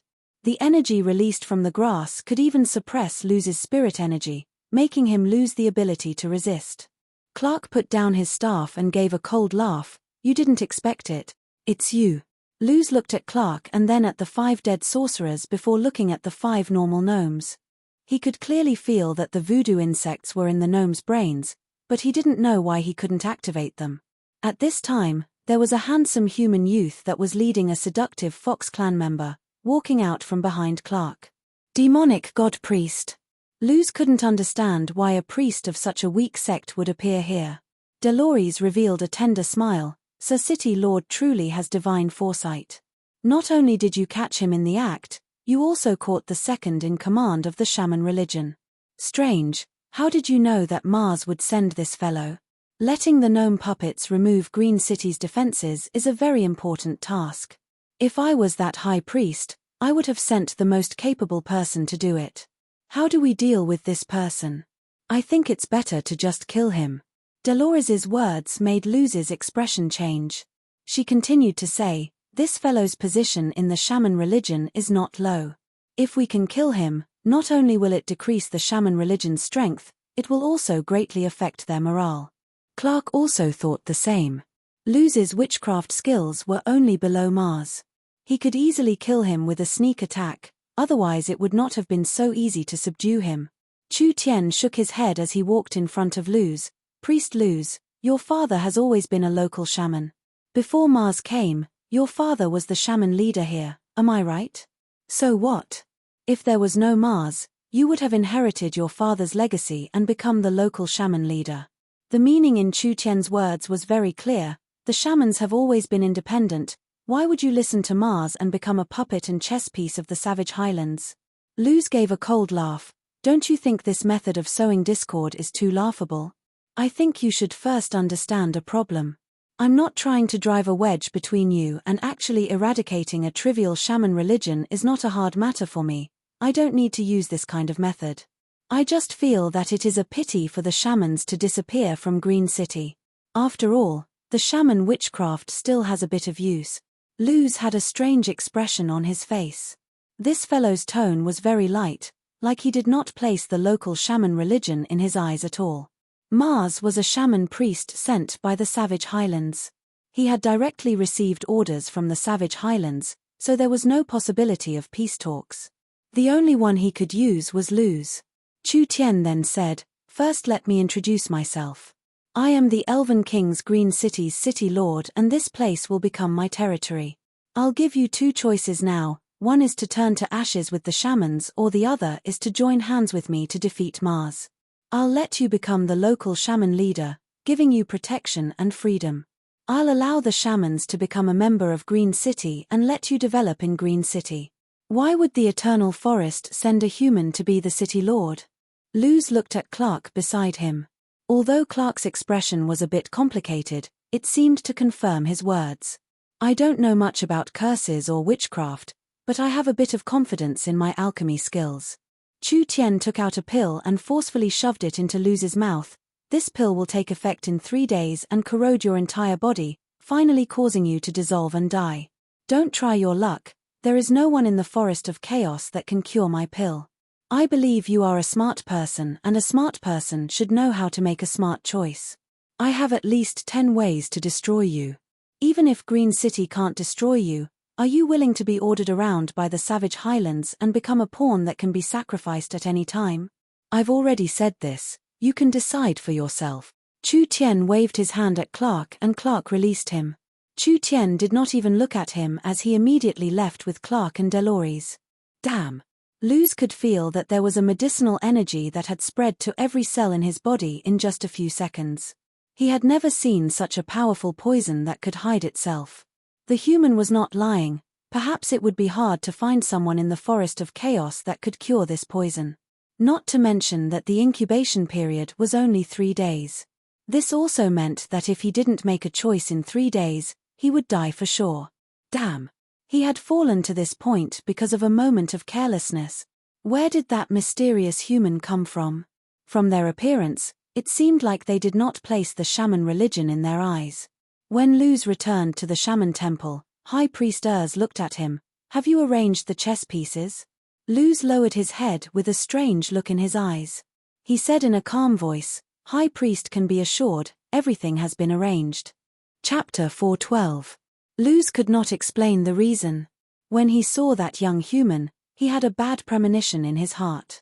What made him make this decision in the end was not the poison in his body, but rather that human's methods.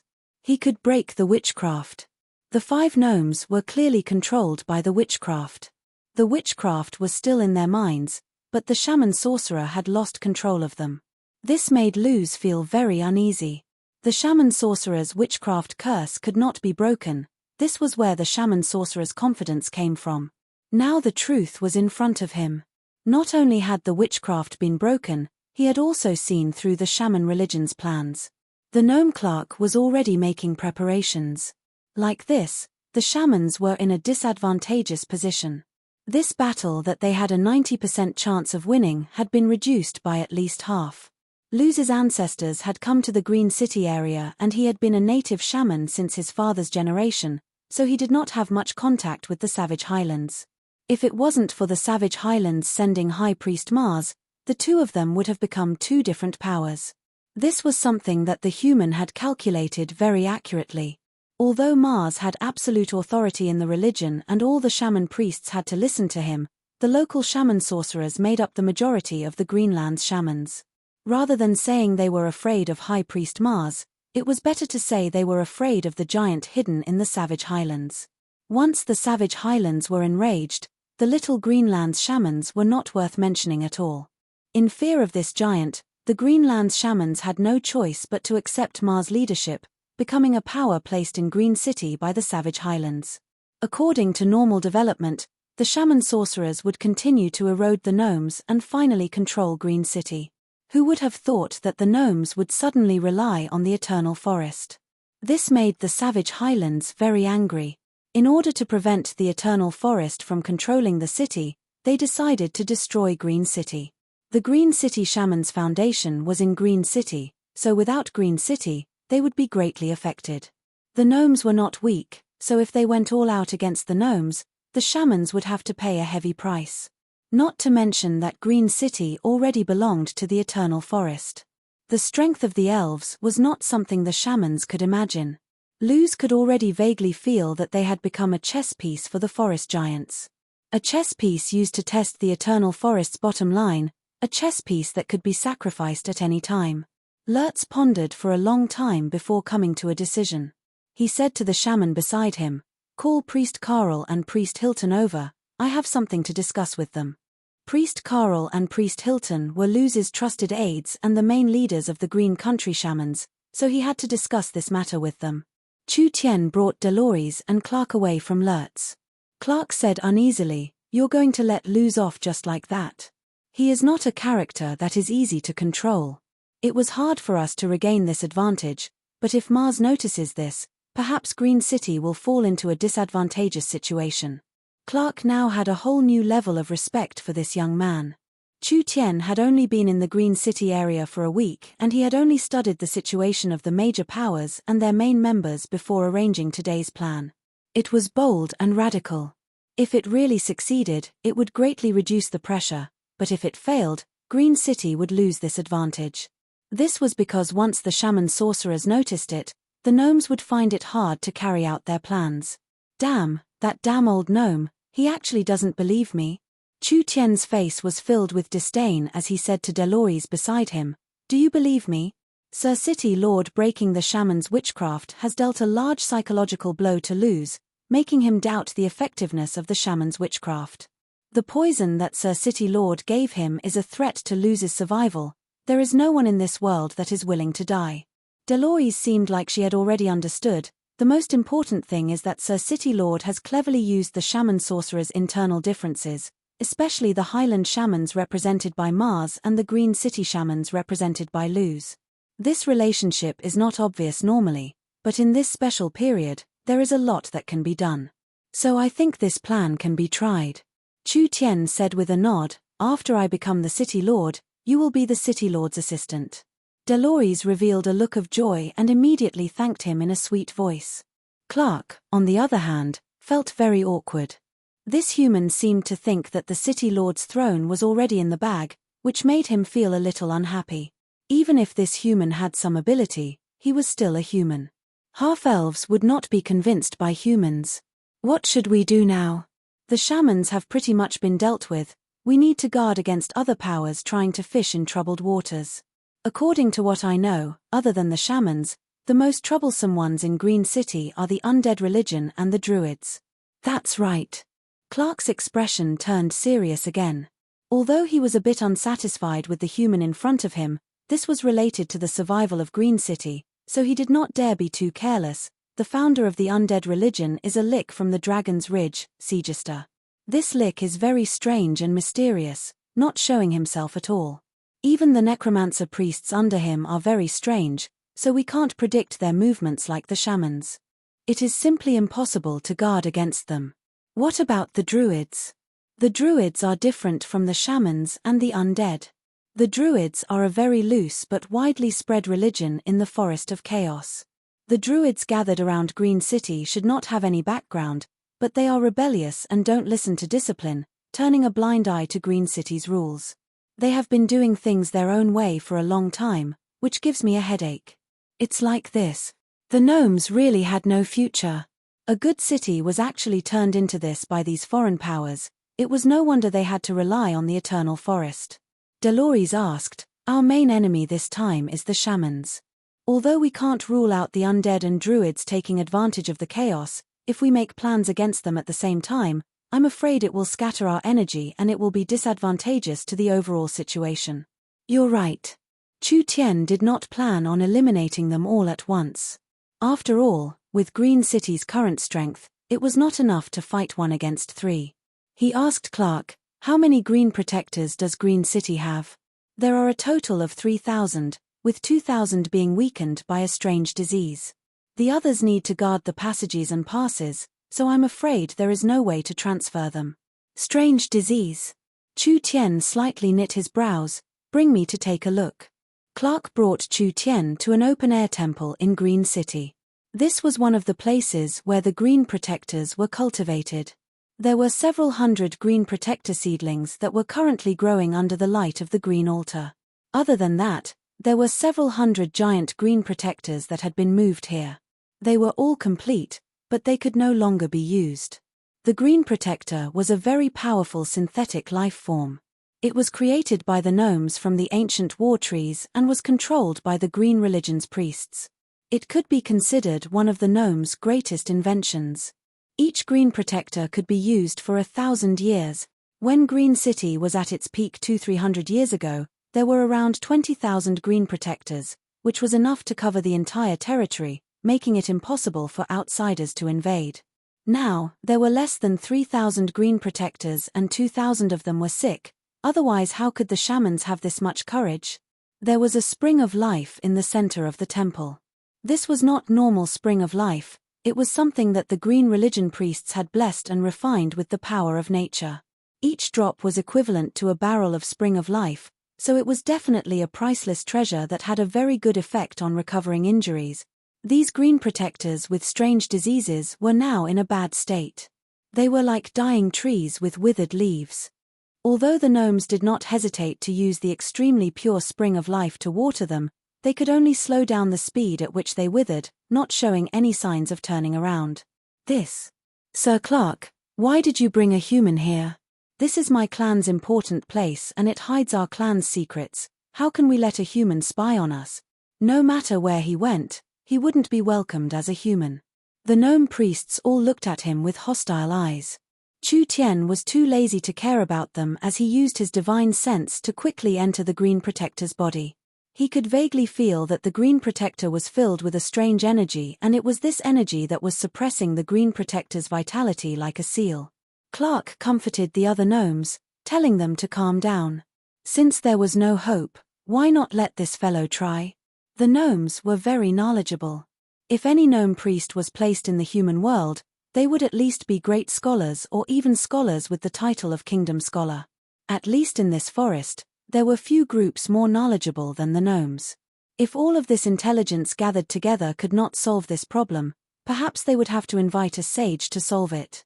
Moreover, it had to be a sage specializing in plants and life. Such a young human, how could he be a human-titled sage? The gnome's eyes were filled with disdain and disdain. Chu Tian took back his hand. This is a kind of death energy forming a slow-acting curse. I think it was done by the lick. This fits their style. Dolores asked in a curious voice, is there a way to cure them? There is, but normal methods would require a lot of effort because these life forms have been deeply corroded by the curse. I'm afraid they won't be able to recover in a short period of time, so they won't be able to make it in time for this battle. Chu Tian hesitated for a few minutes before taking out a small bottle that was filled with a dark red liquid. He gave the bottle to Dolores. Pour this into the water of life and then use the water of life to water them. The gnomes were all stunned. What did this human want to do? Dolores immediately wanted to do this, but she was stopped by several white-bearded gnomes. They looked at the fox girl and the human with wary eyes. One was a heretic and the other was a sly human, only the heavens knew what these two wanted to do. Clark gave a gentle cough. Let them try it, there's no better way anyways. Dolores glared at the gnomes before pouring the contents of the bottle into the water of life. Almost in an instant, the entire spring water was covered in a layer of dark red as a strange energy was added to it. Dolores could feel the energy inside, so she looked at it with a questioning gaze. Chu Tian nodded, pour it. She immediately poured the water onto the half-dead green protector. An unbelievable thing happened. The moment the light red droplet landed on the green protector's body, there was a sizzling sound. Wherever the water droplet touched, the grey color disappeared and the place it touched was filled with vitality. Those withered leaves were instantly filled with vitality. The gnomes were all stunned. What was going on? This was completely incomprehensible. Chu Tian revealed a pained expression. The divine blood could break any curse and this spring water from the spring of life could revive the green protectors, so naturally it would have a good effect. Chu Tian did not have much divine blood on him. This thing could be used to refine the divine blood yin corpses, so using it like this was a bit too extravagant. However, the effect was immediate. Before long, many of the green protectors would completely recover and this new battle strength would be enough to stabilize the rear. Chapter 413. After the green protectors were watered, the dead would quickly recovered and the leaves became greener than before.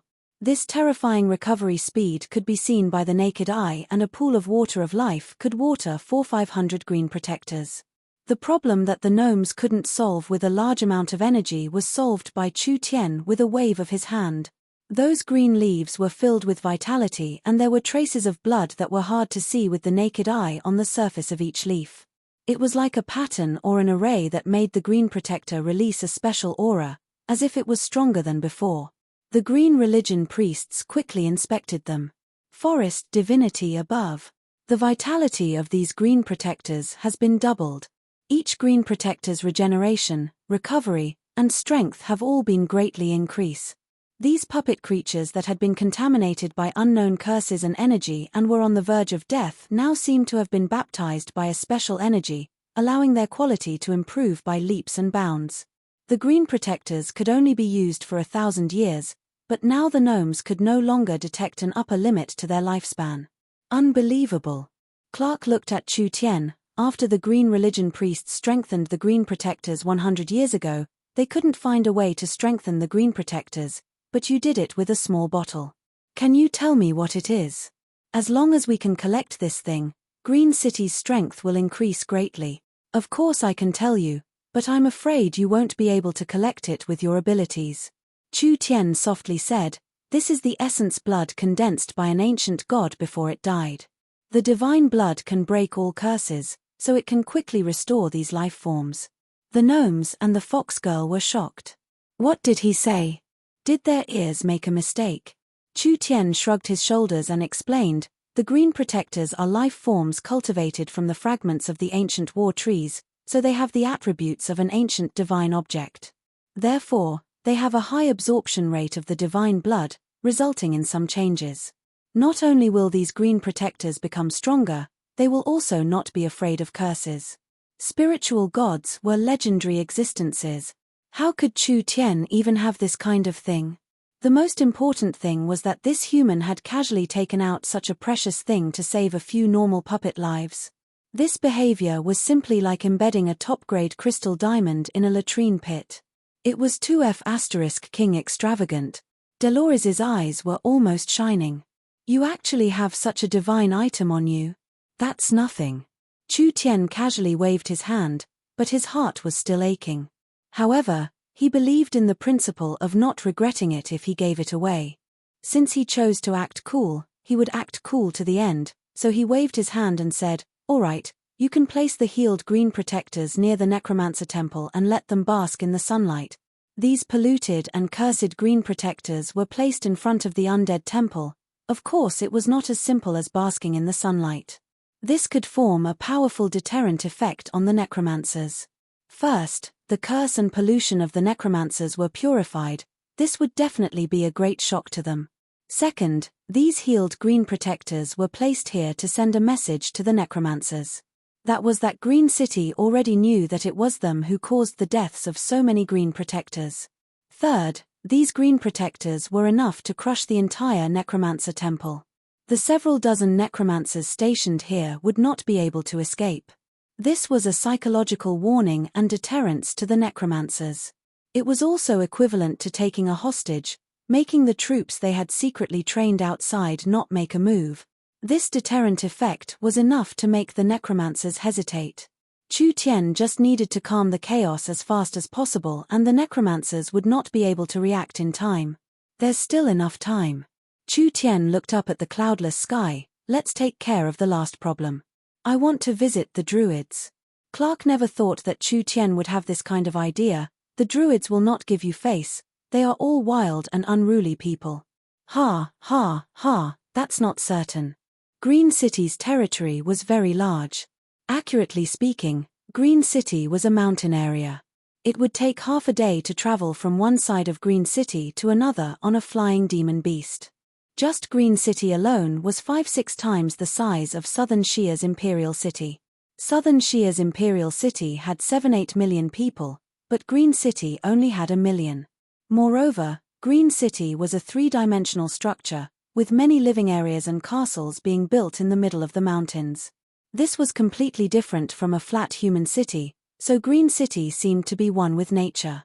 If one counted the natural city walls surrounding the mountain range, then Green City was over 200 times the size of Southern Shia's Imperial City. It was almost the size of half the Imperial region. This was only a city. Green City had a large mountain range, a wide lake, wild demon beasts, and hidden immortal herbs in a corner. In short, whether it was the diversity of life or the changes in the landscape, it was not strange at all in this special city. This was the southeast part of Green City and the entire area was covered in a quiet and lush rainforest. There were many towering mountain peaks that were like heaven-supporting pillars surrounding the surroundings. Each pillar was covered in green plants that were arranged in a certain pattern, just like a natural array. In the depths of the rainforest, a shrine covered in moss stood in the middle of it. This was the Druids' temple. The Druids were a free power in the forest, not belonging to any power. The Druids' followers were very widespread, with elves, spirit beasts, and in some areas outside the Forest of Chaos, even humans believed in the Druids. Chu Tian brought Dolores and Clark through the rainforest to the temple. Roar! A warning roar came from the top of a tall rainforest tree to the side. A giant wolf was standing there, staring at the intruders with a pair of green eyes. This was a level 3 shadow wolf. It was said to be a terrifying killer in the forest, able to silently kill any prey. The Umbra demon wolf didn't attack. It looked at them with clear and intelligent eyes, and a human voice burst out from its huge, ferocious wolf mouth. The Druids don't welcome outsiders. If you dare to take another step forward, don't blame the Druids for being impolite. While speaking, there were already many Druids appearing all around. These Druids had turned into wild beasts. There were giant apes, giant bears, and earth dragons, all of which were very strong demon beasts. The most important thing was that these were not just wild beasts, they were wild beasts filled with intelligence. Their intelligence and the Druids' abilities made them stronger than normal wild demon beasts. Perhaps as long as they gave the order, the Druids would immediately tear the intruders to pieces. Dolores and Clark were on guard as the killing intent coming from their surroundings was real. The Druids were a wild and unruly group. They respected nature and doing as they pleased, doing everything according to their own rules, so it was hard for Green City's rules to restrict them. Even if they recognized acting City Lord Clark, the Druids would not show mercy. This group of Druids had a very strong strength. Although the Druids were very loose and closed off, in terms of battle strength, they were even above the shaman sorcerers and necromancers. Chu Tian calmly said, "I'm here to see Prophet Yoda." The Umbra demon wolf suddenly leapt into the air and its body emitted light as it strangely transformed into a human. When it landed on the ground, it had already turned into a valiant wolfman. It roared at Chu Tian with a cold killing intent that made people's hairs stand on end. Dolores and Clark both revealed looks of vigilance. Chu Tian faced the wolfman druid with a mouthful of fangs, but he still acted as if nothing had happened. This was because he was clear that the people in the Divine Nature Temple would not know that Chu Tian had arrived. As expected, a low and deep voice came from inside. "It's rare for a guest to visit the Druid Temple. Invite them in." Chu Tian did not even look at the aggressive wolfman druid and swaggered into the Divine Nature Temple. Clark and Dolores both hesitated for a few seconds before following behind Chu Tian. Hundreds of high-level druids in all directions turned back into their human forms. They all had murderous looks on their faces and were very unfriendly. How could these damned fellows dare to disturb the prophet? The Druid religion pursued nature and simplicity. Therefore, there were almost no decorations in the Druid temple. It was like a primitive and ancient house. There was only a huge statue of a goddess high up in the sky. It was the goddess of nature that the Druids believed in. Her huge wings were spread out to protect the throne in front of her, and on this simple throne sat a strange person. Chu Tian had never seen this race before. He was only a meter tall and had the green skin of a goblin. He also had the long ears of an elf and was full of wrinkles like a gnome. He looked like a mix of 3 races. He wore a simple robe and sat cross-legged with a long staff on his lap. His entire body was shrouded in a layer of mysterious aura. This was the legendary Druid Master Yoda. Dolores had never seen him before and had only heard of his name in rumors. Yoda was a prophet of the Forest of Chaos Druid religion. A druid with the title of prophet was equivalent to a bishop in a church, which was even higher than a high priest. No one in Green City had seen Yoda make a move before, but it was said that before he moved to Green City, Yoda had turned into a dragon and fought with an ancient vicious beast. What kind of terrifying creature was a dragon? If this rumor was true, then even the high priests of Green City added together would not be a match for Yoda. The most powerful part was not this.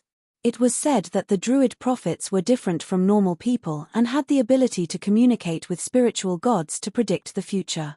If a large matter happened in the forest, as long as the prophet wanted to know, there was nothing that could be hidden from the prophet's eyes and ears. This was also why Clark was very afraid of the Druids. The Druids were relatively low-key, but the threat they posed to the Green religion and Green City was not below the shaman sorcerers and necromancers. Not to mention that they were a group of unruly fellows, so anyone with this kind of influence in their territory would not be safe. Prophet Yoda would not easily meet people. Clark had only met Yoda twice in the past 30 years. This was also why when he knew that Chu Tien wanted to visit the Druids, Clark tried to stop him. This was because it was completely useless. If he disturbed these sensitive Druids, it would attract unnecessary trouble. Who would have thought that Yoda would directly accept Chu Tien's request? This was something that no one had expected. Prophet Yoda opened his eyes. His head was very small, but his eyes were very large, just like a young animal. However, it was different from the innocent eyes of a small animal. Yoda's eyes were clear and sharp, as if he could see through everything. I'm called Chu Tien. I've admired the Druid religion for a long time. Being fortunate enough to meet the legendary Druid prophet, it truly isn't easy. Chu Tien did not avoid Yoda's sharp eyes at all, but since it's such a coincidence, how about Master Yoda read my fortune for me? Impudent! With these disrespectful words, all the surrounding Druids were filled with rage. The prophet had a very high position in the Druid religion and every Druid grew up under the teachings of the prophet. This weak human actually dared to be this rude to Master Yoda. This was simply looking down on the Druid religion. This was unforgivable. Clark and Delory's expressions changed. They never thought that Chu Tien would run to the Druid temple and make this kind of request to their prophet in front of all these Druids. Chapter 4:14. Yoda's clear and sharp eyes were as calm as a water mirror. There was not the slightest ripple or undercurrent. He gently waved his hand, and the surrounding Druids all quieted down. Although there were some dissatisfied growls coming from their mouths, no one dared to make a move. Young human, I can feel that you are different from the others. Prophet Yoda calmly said, the Druid prophets can indeed feel a trace of fate, but it's a pity that this ability is limited. The stronger the fate, the more complicated it is, and the harder it is to see. I can see the life of a worm, but I can't see the life of a giant dragon. As for you, Yoda's large eyes flashed with a trace of confusion. Forgive me for saying this, but although you are standing in front of me, I can't feel your fate at all. It's like you don't belong to this time and space. This is a feeling I have never experienced before. The legends were true. The Druid prophets really had this kind of mysterious ability. Chu Tien had read about it in ancient books before. There were some ancient prophets in this world and they had the innate talent to see things people couldn't see. Chu Tien was just trying it out, but Yoda's words shocked him. Could it be that this fellow could really see something? Fate is a river and we are all a speck of dust in it. Wherever we go, it is all arranged by fate. We follow the current and cannot resist it. When Yoda said this, he suddenly revealed an interested expression. There is a fish that has jumped into this river. Not only is it trying to change its direction, wherever it goes, all the specks of dust will deviate from their original path. I can feel that anyone who interacts with you will have their fate changed. Yoda's eyes fell onto Delory's and Clark before revealing an emotional expression. Green City's situation is already unpredictable, all the lines are in chaos. This was certain. If Chu Tien did not appear, the young Miss, Ying, Nangong, and everyone else would have followed their original path. Chu Tien's appearance had changed history, so Yoda's words were correct. Chu Tien was a little surprised. Was there really someone in this world who could see through fate? Yoda's words reminded Chu Tien of the ancient god sealed in the Central State's Tower of Trials. They also compared fate to a river. The more powerful one was, the more they could control their direction and position. However, even the most powerful person could not change the direction of the river of fate. Clark and Delory's were secretly shocked. This Druid prophet was even more profound than they had imagined. The most important thing was that the prophet's evaluation of Chu Tien was very profound. Even if a giant dragon was in front of him, even if Yoda could not accurately calculate its fate, he could feel the strength of its fate. He had no ability to pry into Chu Tien at all. The fate of all living beings in this world was actually a series of interconnected threads. When an unpredictable power interfered, it was bound to cause chaos in these threads. Even the druid prophets would temporarily lose their ability to prophesy. This young human was indeed different from the others. Perhaps this was the reason why Prophet Yoda wanted to see him. Chu Tian gave a sigh. Since I can't calculate it, then I won't. Actually knowing my own fate is quite boring. Isn't life always full of surprises? Prophet Yoda smiled. Mr. is very open-minded. You've come to the Druid Temple. What advice do you have for the Druids? I don't dare give advice.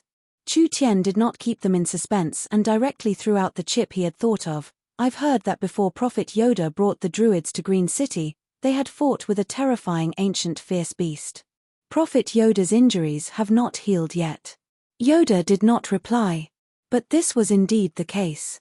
The Druids did not come here with a special purpose, it was just the gnomes' prejudice against the Druids.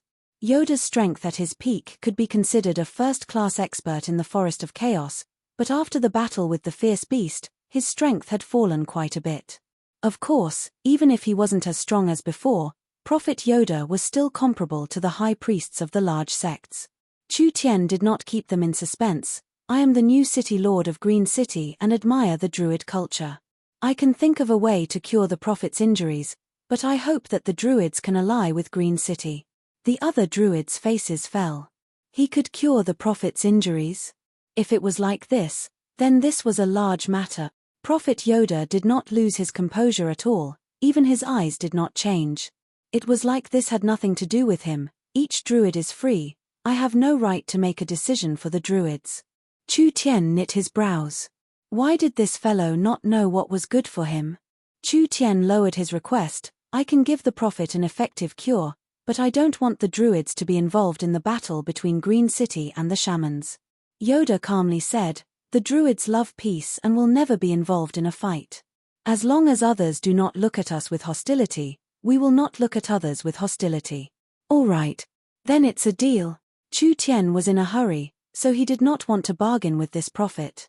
As long as he promised not to be involved in this conflict, everything else was fine. Chu Tian was quite at ease with the druids.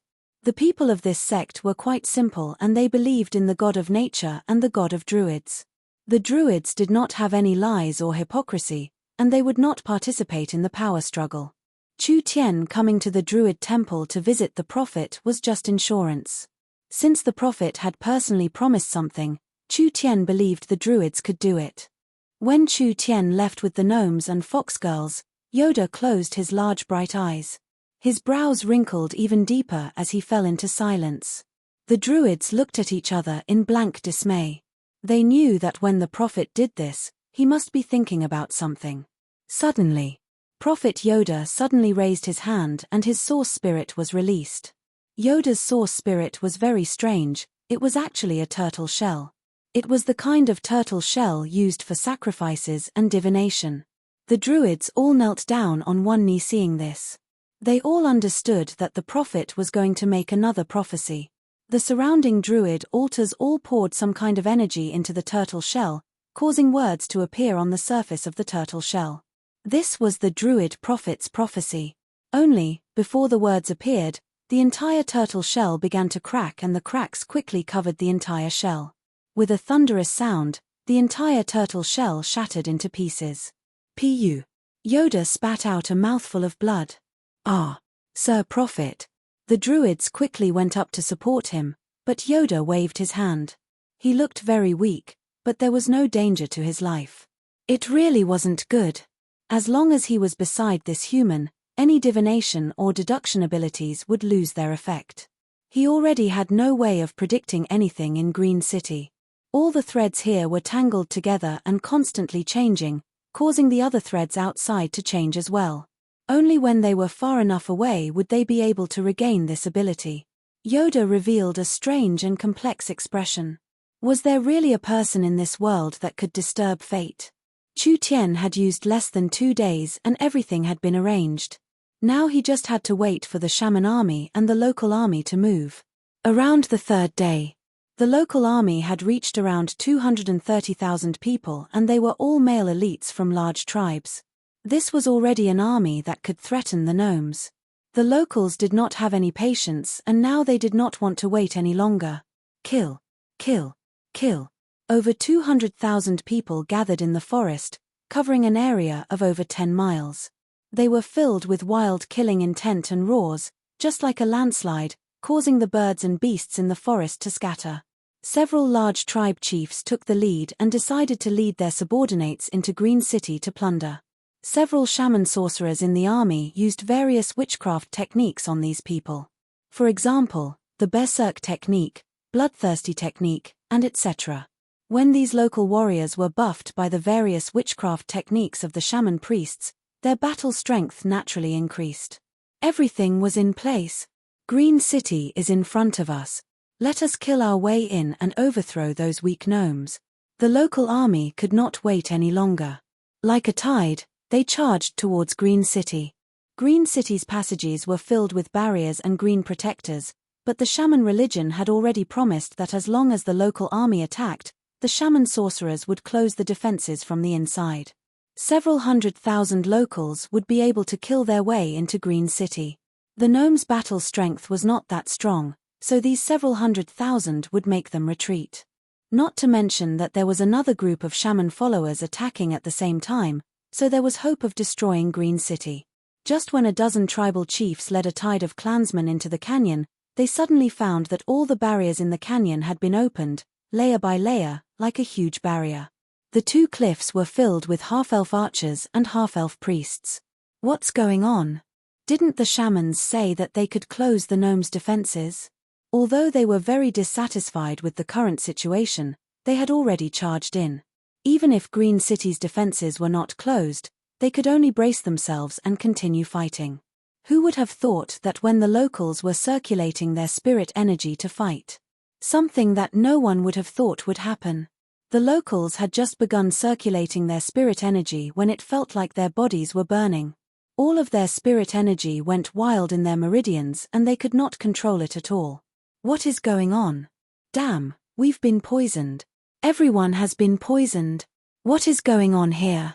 The locals were shocked to find that almost all of their main forces had been poisoned. Before they could react, the Minotaur chief Arnold suddenly gave a roar and his giant axe slashed down on a shaman priest. With a hua-la sound. The shaman priest was like a broken porcelain vase, instantly exploding into pieces of flesh and blood that filled the sky. The locals finally understood why everyone had been poisoned when they saw this. It was because the Minotaurs had done something to their food. The Minotaurs were a member of the locals and the other tribes were not on guard against the Minotaurs at all. They never would have thought that the Minotaurs would poison their food. Chapter 4:15. Arnold smashed a shaman priest to pieces. This was just the beginning, or rather it was an order, but the Minotaurs were filled with rage. These 3-4 meter tall monsters had red eyes as they gasped for breath. They all brandished their axes and giant hammers as they surrounded the shaman priests, making the expressions of the shaman priests fall. You dare attack the shaman priests? The shaman god will not let you go. The shaman god will use the most vicious curse to make you wish you were dead. The goat tribe shaman gave a mournful roar. This kind of threat was completely useless against the enraged Minotaurs.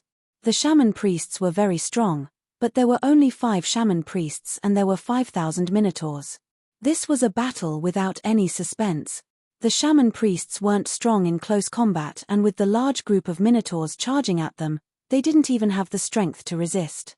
The shaman that had been threatening the Minotaurs a moment ago was instantly trampled into a pile of flesh and blood, not even his original appearance could be seen. Arnold. The other locals all had ugly expressions. There was a chief who couldn't help angrily shouting, "You shameless traitor," actually betraying the forest's allies. "You won't have a good death. Idiots." Arnold's large bull face revealed a taunting expression. "You don't even know that you've been used by others. Father is saving you, so it's fine if you want to die, but do you want to drag all the surrounding tribes down with you?" The chief angrily roared, "What did you say? I have concrete information and evidence.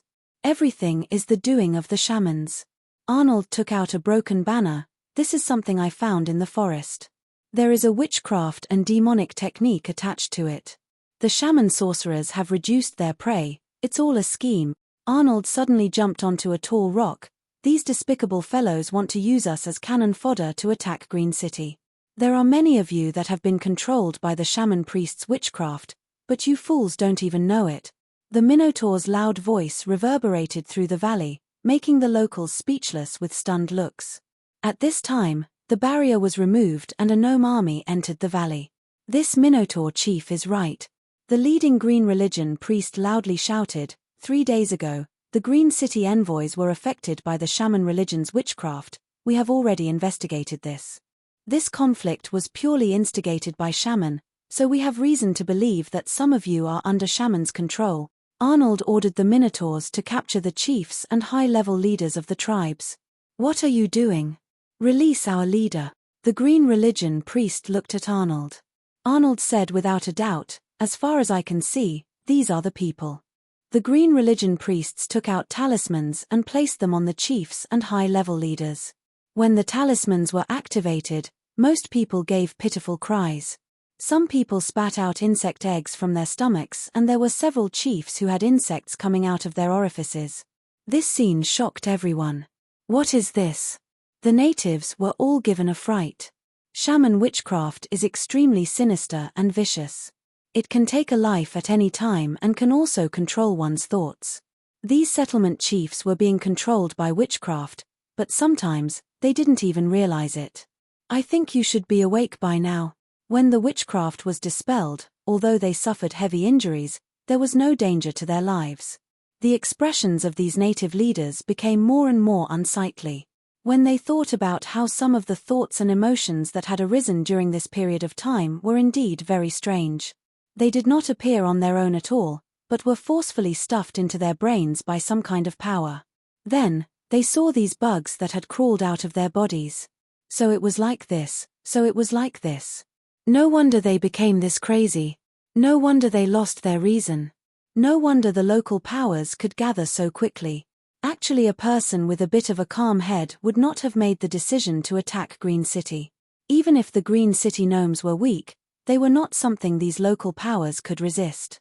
This kind of battle was equivalent to sending themselves to death. Arnold loudly shouted, "This disaster is all the fault of the shamans. They did not hesitate to create famine and chaos, causing our people to suffer heavy losses. Now they are leading us to attack Green City, using us as cannon fodder. How can there be such a thing in this world? I say, blood for blood, a tooth for a tooth, let the shamans taste the anger of the forest." The locals realized that they had been tricked and they all angrily roared out. Green City is willing to work together with the forest tribes to fight the evil shamans. A Green religion priest promised, "We will use the name of the forest god to say that as long as the brave tribes stop their horses at the edge of the cliff and stand on Green City's side to fight the shamans. Not only will Green City not pursue any responsibility, we will also provide you with enough food to let you pass through this dangerous period." The priest swore in the name of the god they believed in. This kind of oath was reliable and the locals did not have any worries. What are you still hesitating for? Arnold's large nostrils let out 2 white breaths. The evil shamans have harmed many Minotaur clansmen, so the Minotaurs will take revenge for our clansmen. Even if they were slow, they should have thought it through. This was why the moment the crisis erupted, the shamans appeared in the various tribes. Not only did they encourage the tribes to work together, they were even willing to help the locals fight. It turned out that all of this had been arranged beforehand. These forest tribes and chiefs had been toyed with in the palms of their hands. The locals were filled with rage. The poison the locals were poisoned with was not fatal.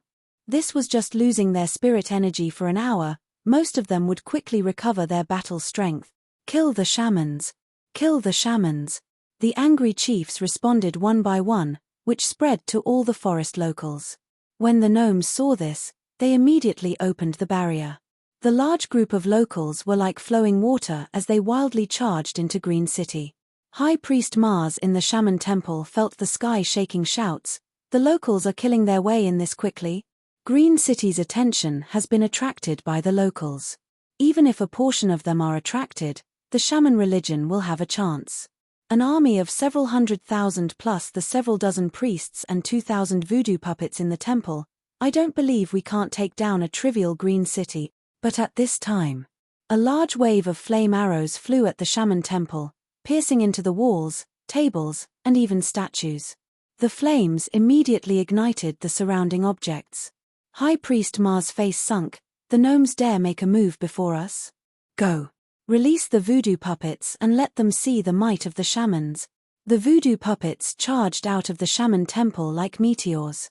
At this time, there were several thousand gnome archers and soldiers with 10 green protectors surrounding this place, wildly attacking the shaman temple. They suddenly saw a large group of sharp shadows charge out, and each one was covered in curse and witchcraft energy. The expressions of the green religion priests changed when they saw this. Be careful. These are the shaman religion's voodoo puppets. The archery skills of the half-elf archers were not much inferior to the elves. After spirit energy was poured into the arrows, only a flash of arrow light could be seen. The arrows were strangely fast and incomparably sharp. Several of the wizard puppets at the front were instantly sliced apart by the light. The voodoo puppets are only like this. When the gnomes were a bit careless, the voodoo puppets that were torn apart suddenly turned into poisonous insects that covered the sky like a small dark cloud. They instantly reformed in the middle of the gnome archers, turning back into the voodoo puppets and looking like they were not injured at all. The voodoo puppets were puppets that the shaman priests had spent a large amount of resources to refine. Their bodies were filled with curse and witchcraft energy, and before their energy was used up, they had almost immortal bodies. Ah! A gnome gave a pitiful cry. The voodoo puppet raised it into the air with a single hand, and its body began to wither at a speed visible to the naked eye. Then it inflated like a balloon, and with an explosive sound, countless poisonous insects and poison shot out from its body. The surrounding gnomes were not spared. Too terrifying. The witchcraft and curses on these monsters were too strong. Mazu walked out of the temple with a group of shaman priests. His white hair fluttered in the wind, and his skinny face looked like a gloomy skeleton. You fools from the green religion, if you want to attack the shaman temple, you won't be able to do it with just these few people. The shaman priests controlled the voodoo puppets. The battle strength of 2,000 voodoo puppets was enough to destroy an army. These gnomes were the elites of their race, but it was impossible for them to block the shaman's attack. Since you've sent yourselves to me, this old man won't be polite. Mars decided to first destroy the elites in front of him and then bring the voodoo puppet army to destroy the gnome castle. Kill them all. Quickly retreat. Quickly retreat. The gnomes were forced to retreat in a sorry state. The green protectors created a defensive barrier to cover their retreat. These few green protectors were of no use, so the shaman priests controlled the voodoo puppets to attack. Not long later, they broke through the big sister green protector and quickly chased after the escaping gnomes. Ma's face was filled with taunting and ridicule, but this expression did not last long. Because the gnomes had retreated into the middle of the large group of green religion priests, Ma's cheeks twitched a few times. He suddenly remembered that in the battle just now, the gnomes did not use the power of the green religion priests. There was only one possibility: they were pretending to be defeated to lure the enemy in. Come back. As soon as Mars gave the order, the green religion priests made a move before the shaman priests. There were no vines flying in the sky or summoned tree demons. There was only an incomparably large source energy array being activated by the green religion priests. This source energy array was something the shaman priests had never seen before, but what made the shaman priests incomparably shocked was that the witch puppet lost its balance as soon as it entered the source energy array, not even being able to stand properly. Following that, its skin and bones fell like mud, and those insects came out of its body with a sharp cry, as if they wanted to escape. However, when they fell to the ground, they did not even have time to struggle before they died. Almost in an instant. This large-scale source energy array killed several hundred voodoo puppets. This was enough to cause an incomparably large shock to the shaman priest. Chapter 4:16. Chu Tian stood far away on the hill, watching the situation unfold. The 20,000 gnome elites had already surrounded the shaman temple. Not even a drop of water could trickle through. The array you gave the gnomes is too strong. Dolores's eyes almost popped out of their sockets when she saw hundreds of shaman puppets being disintegrated by the array. These shamans are completely useless after meeting you. I'm really curious. It's your first time coming into contact with shamans. How can you break their witchcraft? The difference in our culture is not small, so it's hard for me to explain this. Just treat me as a genius who can predict the future. Ha, ha, ha. If the other side was Ying seeing Chu Tian's insolent appearance, she would have flipped out. Even if it was the young miss, she would have given him a fierce look. All right, my genius city lord. Dolores was not angry at all. Rather, she walked over to Chu Tian and massaged his shoulders. She used a charming voice to ask, I'm really curious. Just tell me, all right? I'm begging you. The fox girl's full body rubbed against him, intentionally or unintentionally. Her breath smelled like orchids and her devilish voice entered his ears. There weren't many people in this world that could endure it. How could Chu Tian not know what this fox girl was thinking? The shaman religion was a very strong religion, not only in the savage highlands and Green City, they also had a strong influence in many areas of the Forest of Chaos, suppressing the demonic god religion for many years. If she could obtain the method to deal with the shamans from Chu Tian, would she need to be afraid of these sinister and damned shamans in the future? Actually, witchcraft is a variation of an ancient technique. It is just a small trick in the end, it doesn't have the essence. As long as you can find a way to break it, any witchcraft can be destroyed. Chu Tian said halfway, as for the specific method, I can't reveal it for now. You can just work for me in the future, you can naturally learn anything you want. How could Dolores be satisfied with this kind of perfunctory answer? When Dolores was prepared to use the Fox Clan's charm technique to interrogate this fellow, there were suddenly shouts coming from a direction. Northwest direction. It should be the shaman believers attacking. However, they never thought that the gnomes would resist so fiercely. This was because the locals on the other side did not have any effect on the gnomes. The gnomes' defenses were focused on the shamans, so it was impossible for the shamans to attack. Arnold and the other forest locals might even use the gnomes to deal with the shaman believers after learning the truth, so this should not be a problem. As for variables, the necromancer temple was under control. The druids would definitely not interfere in the situation. If these two shaman factions didn't participate, then the other churches and forest factions wouldn't have the guts to fish in troubled waters. The only variable now was the shaman temple. After all, there were over 1,000 shaman sorcerers in the shaman temple, and there were close to 100 shaman sorcerers with the title of priest. Adding the Wu puppet, it was a very terrifying force. If it played a role at a critical moment, it could still turn the tide of the battle to a certain extent. But unfortunately, the shaman sorcerer's most advantageous puppet could not play any role at all. These voodoo puppets were very high-level witchcraft crystals. Each puppet needed a large amount of time, resources, and energy to be refined. The Wu puppet's battle strength was around the 8-9th awakened soul layer, but its witchcraft curses were enough to kill a true spirit cultivator. The 2,000 voodoo puppets were the accumulation of the Green Country shamans over several generations. Just like how the Green Protectors were important to the gnomes, the voodoo puppets were the foundation of the shamans. Not to mention outsiders, even the shamans themselves did not know what fatal weakness the voodoo puppets had. Before these monsters ran out of energy, they could be reborn again and again. If the shaman priests were to assist them in battle, they would be able to replenish the strength of the Wu puppets in time. Up until now, there was no known effective method that could restrain these troublesome fellows. The actual combat strength of these 2,000 Wu puppets was definitely not inferior to an army of 100,000. It was because they had absolute confidence in the Wu puppets that the shaman sorcerers did not station an army in the shaman temple. Now that they were surrounded by the gnomes, their faces turned incomparably dark and they did not know what to do. The shaman religion's perfect voodoo puppets had been easily broken by the gnomes. This was undoubtedly a heavy blow. The shaman religion had no other choice. They could only call back the Wu puppets and prepare to defend the temple. The shaman temple had quite a few enchantments and witchcraft techniques, as well as the altar. If they relied on the shaman temple to defend, the gnomes would not be able to break in so easily. Stop them.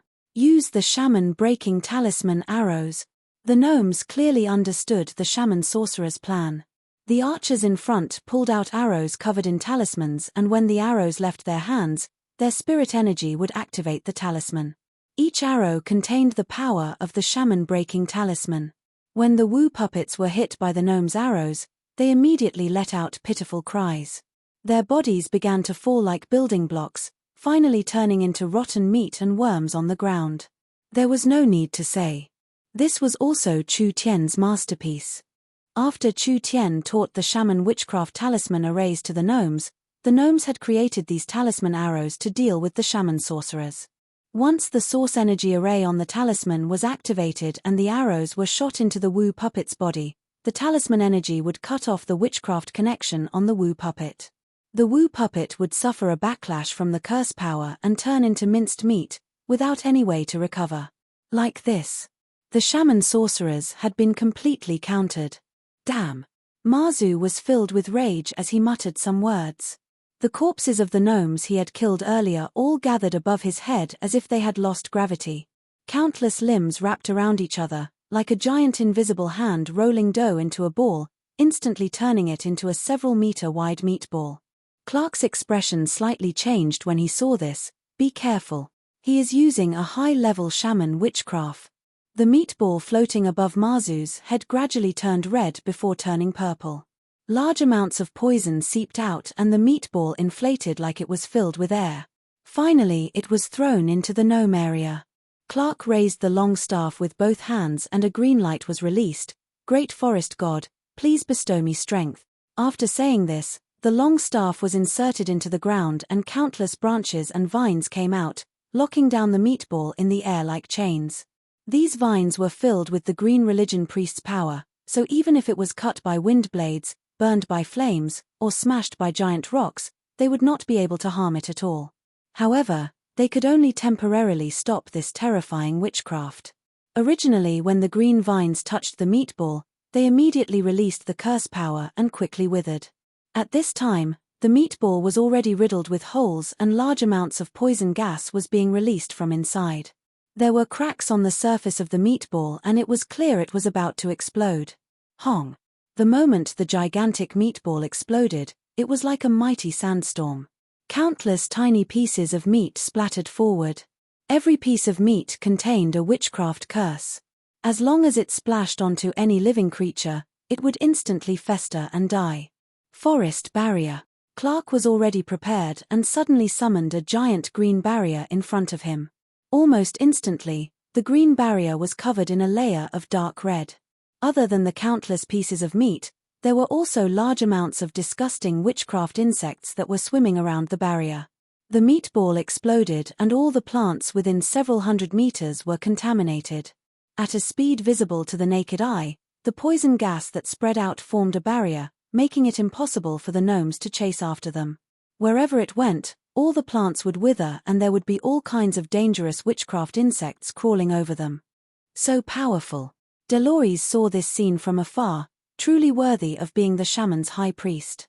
If this attack had landed in a densely packed area, perhaps it would have killed over 1,000 people. Chu Tian was also a bit surprised. This shaman sorcerer from the savage highlands did have some skill. His cultivation was not lower than the 4th true spirit layer. Because witchcraft was too hard to deal with, normal cultivators of the same level would find it hard to fight him. Ma's attack created a world for the shamans and all the shamans immediately retreated into the temple. The green religion priests all made their moves. Countless vines and grass were injected with energy and they wildly grew like they were alive. They were like thick pythons that charged forward to attack, but they were still a step too late. The sorcerers had already retreated and the entrance to the shaman temple was protected by a barrier. The green religion priests could not directly cut it open, so the countless vines could only wrap around the altar, not letting the people inside come out. Mars, your scheme has been completely exposed. Clark loudly shouted, don't needlessly prick us, you won't have another chance. The shaman sorcerers were trapped in the temple. Their faces were all like dead ashes. Even if they reacted slowly now, they would still understand what was going on. The shaman witchcraft had been broken by the gnomes, so the shaman's plan could not be carried out. The shamans were trapped in the shaman temple and although they could rely on the temple's power to protect themselves, how could they stay here forever? The witchcraft that Mars had just cast was extremely powerful, but it had obviously consumed a lot of energy as well. At this moment, he was panting heavily, and his eyes were filled with frustration and anger. Hateful half-elf, hateful clerk. If I catch him, I'll torture him to death bit by bit with 10,000 wizard gus. A green-skinned orc priest came over. High priest, the green religion priests have already sealed the temple and we can't use witchcraft on the outside. What should we do now? Since it's like this, we can't just sit here and wait for death. Mars said with a dark expression, first use the altar to recover our strength and then we'll kill our way out. We'll let them understand that the shaman sorcerers are not easy to deal with. Luz, you'll lead the charge later and I'll cover for you. Luz thought about it for a few seconds. I have an idea that might be more beneficial to our situation. Mars looked at his assistant. Tell me about it. We can. Luz walked to Marzu's side and prepared to continue speaking. A colorful large centipede came out of his sleeve and shot out like an arrow, biting the old troll's neck. Kill you and then take your head to Green City. Mars gave a pitiful cry. This centipede was a wizard insect that Luz had refined for many years. Even if it was an earth dragon that was bitten by it, the poison inside would instantly cause it to fester. Chapter 417. Marzu's cultivation was above Luz's, so this kind of sneak attack would not work normally. But Marzu had consumed a large amount of energy and was not on guard against Luz, so Luz's sneak attack was successful. Luz was a fierce and decisive person. Since he had decided to kill the high priest, of course he would not show any mercy. The seven-tailed centipede he had refined could kill anyone here in a single bite, but it could not kill this fellow in front of him. When the centipede bit Marzu, Luz's palms struck out, slamming into Marzu's chest. Although the shaman sorcerers could not cultivate normal cultivation techniques, with Luz's true spirit realm cultivation, just releasing his spirit energy was enough to create a very strong destructive might. Marzu's ribs shattered and he spat out a large mouthful of blood. Like a broken glass person, he was instantly sent flying, slamming into an altar and causing the altar to cave in. High priest. The shaman sorcerers' faces fell as they stared at Luz, who had sneak attacked Marzu. The shaman priests by Luz's side stood up, looking like they were blocking these sorcerers for Luz. A shaman priest roared out with a face filled with anger and confusion, "We're facing a great enemy. What do you mean by this?" "What do I mean? I want to ask him what Marzu means." Luz walked forward with a dark expression.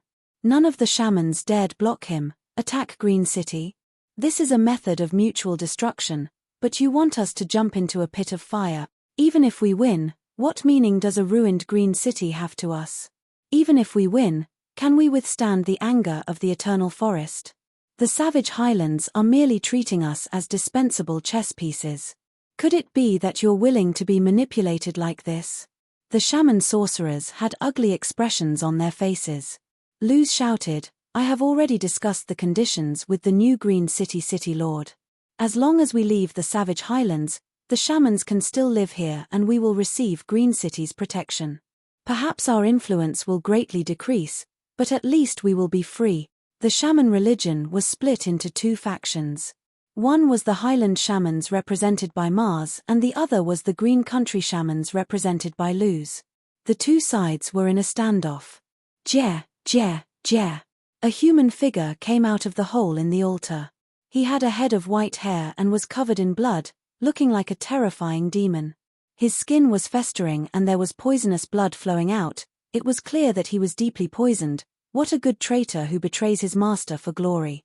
Without a religion, where would the green country shamans come from?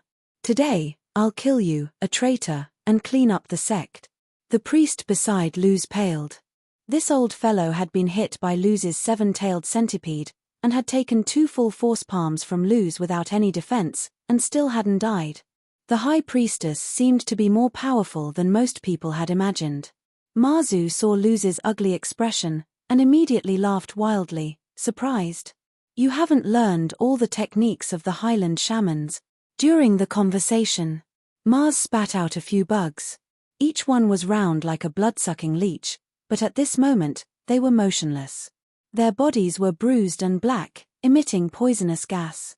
Not long after, they turned into a pool of poisonous blood, corroding a large piece of the sturdy floor. The other shaman sorcerers instantly understood. The high priestess had placed a witchcraft spell in his body, and these parasites were in his body. When Luz's seven-tailed centipede bit the high priestess, these parasites had absorbed most of the curse and poison. Therefore, although the high priestess' injuries were not light, they were not fatal. Luz felt this was bad, but he would not collapse. Luz was very clear on the strength of his seven-tailed centipede. Although the high priestess had dissolved most of the poison with witchcraft, there was still a small portion remaining in his body. Adding in the injuries from Marzu's two palms, he would not be able to recover so easily. Then let me experience the witchcraft of the Highland shamans. Luz's source spirit was completely released and it was grey in color. After it condensed, it turned into a fierce-looking puppet. This puppet had small eyes and a mouth that reached the back of its ears. There were insects drilling into its 7 orifices, making it look very fierce and terrifying. Each shaman source spirit was like this. This was similar to the members of the giant shark gang in southern Shia. When the giant shark gang received the baptism of the sea race's inheritance, their source spirits would turn into giant sharks. When a shaman sorcerer turned into a shaman sorcerer, their source spirit would also change. It was this kind of sorcerer puppet. The shaman priest's witchcraft power came from this source spirit puppet. Mars also released a sorcerer puppet. His source spirit was clearly stronger and the sorcerer puppet instantly shot out a tooth from its finger. This tooth was not big and looked like a human tooth. The surface of the tooth was covered in witchcraft runes and the sorcerer puppet's power shot out. One could only see an almost invisible grey shadow. The tooth contained a fatal witchcraft power and Luz quickly dodged to the side. A shaman sorcerer standing in a straight line was hit instead of him, but it was like a drop of water falling on his body.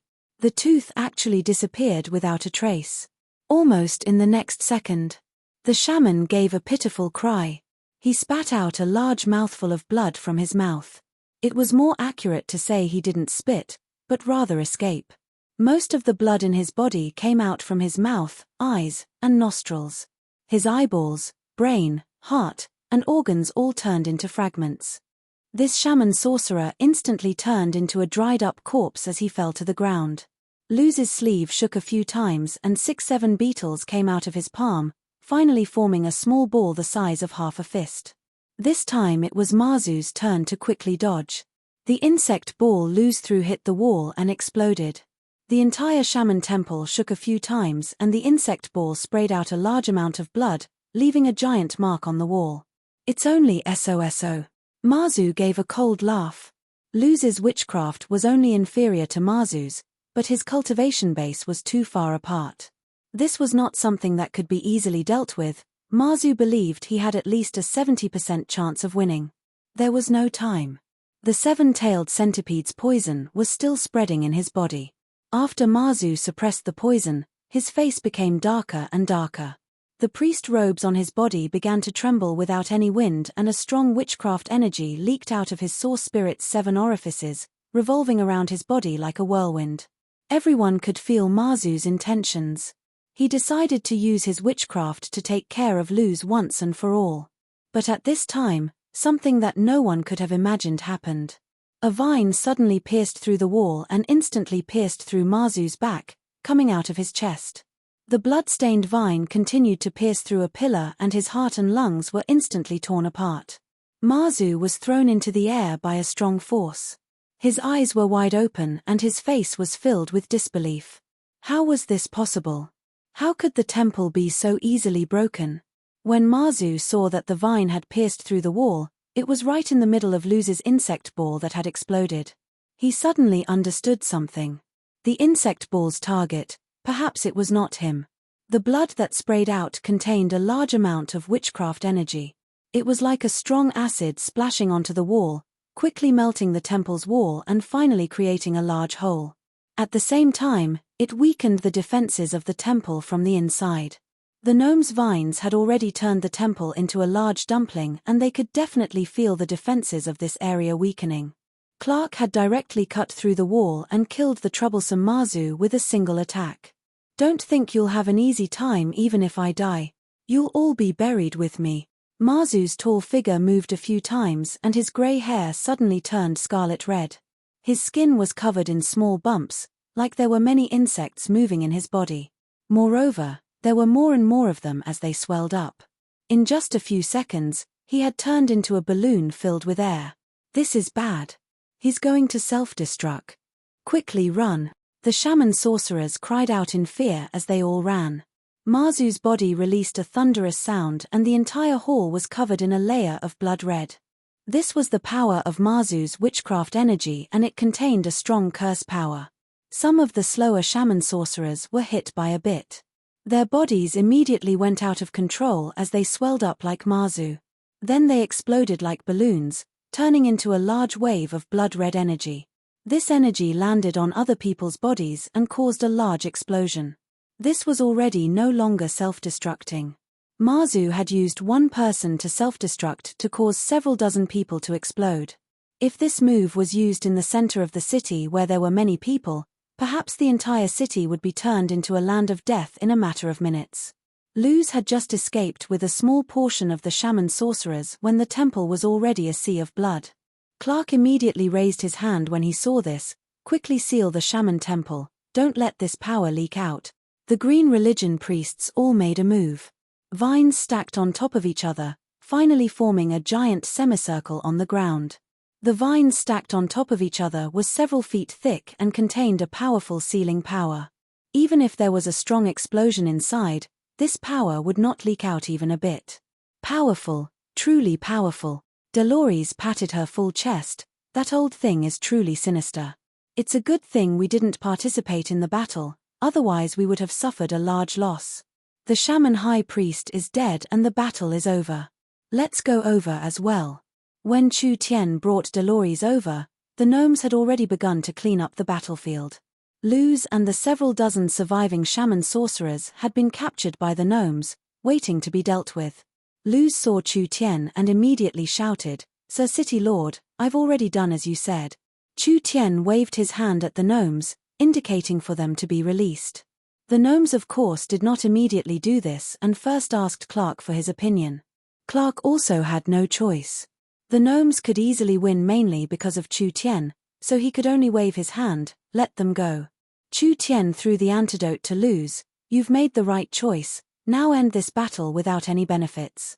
I think you don't want all the shaman believers to die in this chaos." Luz repeatedly nodded. This battle had already caused the shaman sorcerers heavy losses. If all of the shaman's followers died, without any new blood to replenish them, the shaman religion might really be unable to recover from this setback. This battle had no meaning. The shaman religion had already suffered a crushing defeat and there was no chance for them to make a comeback.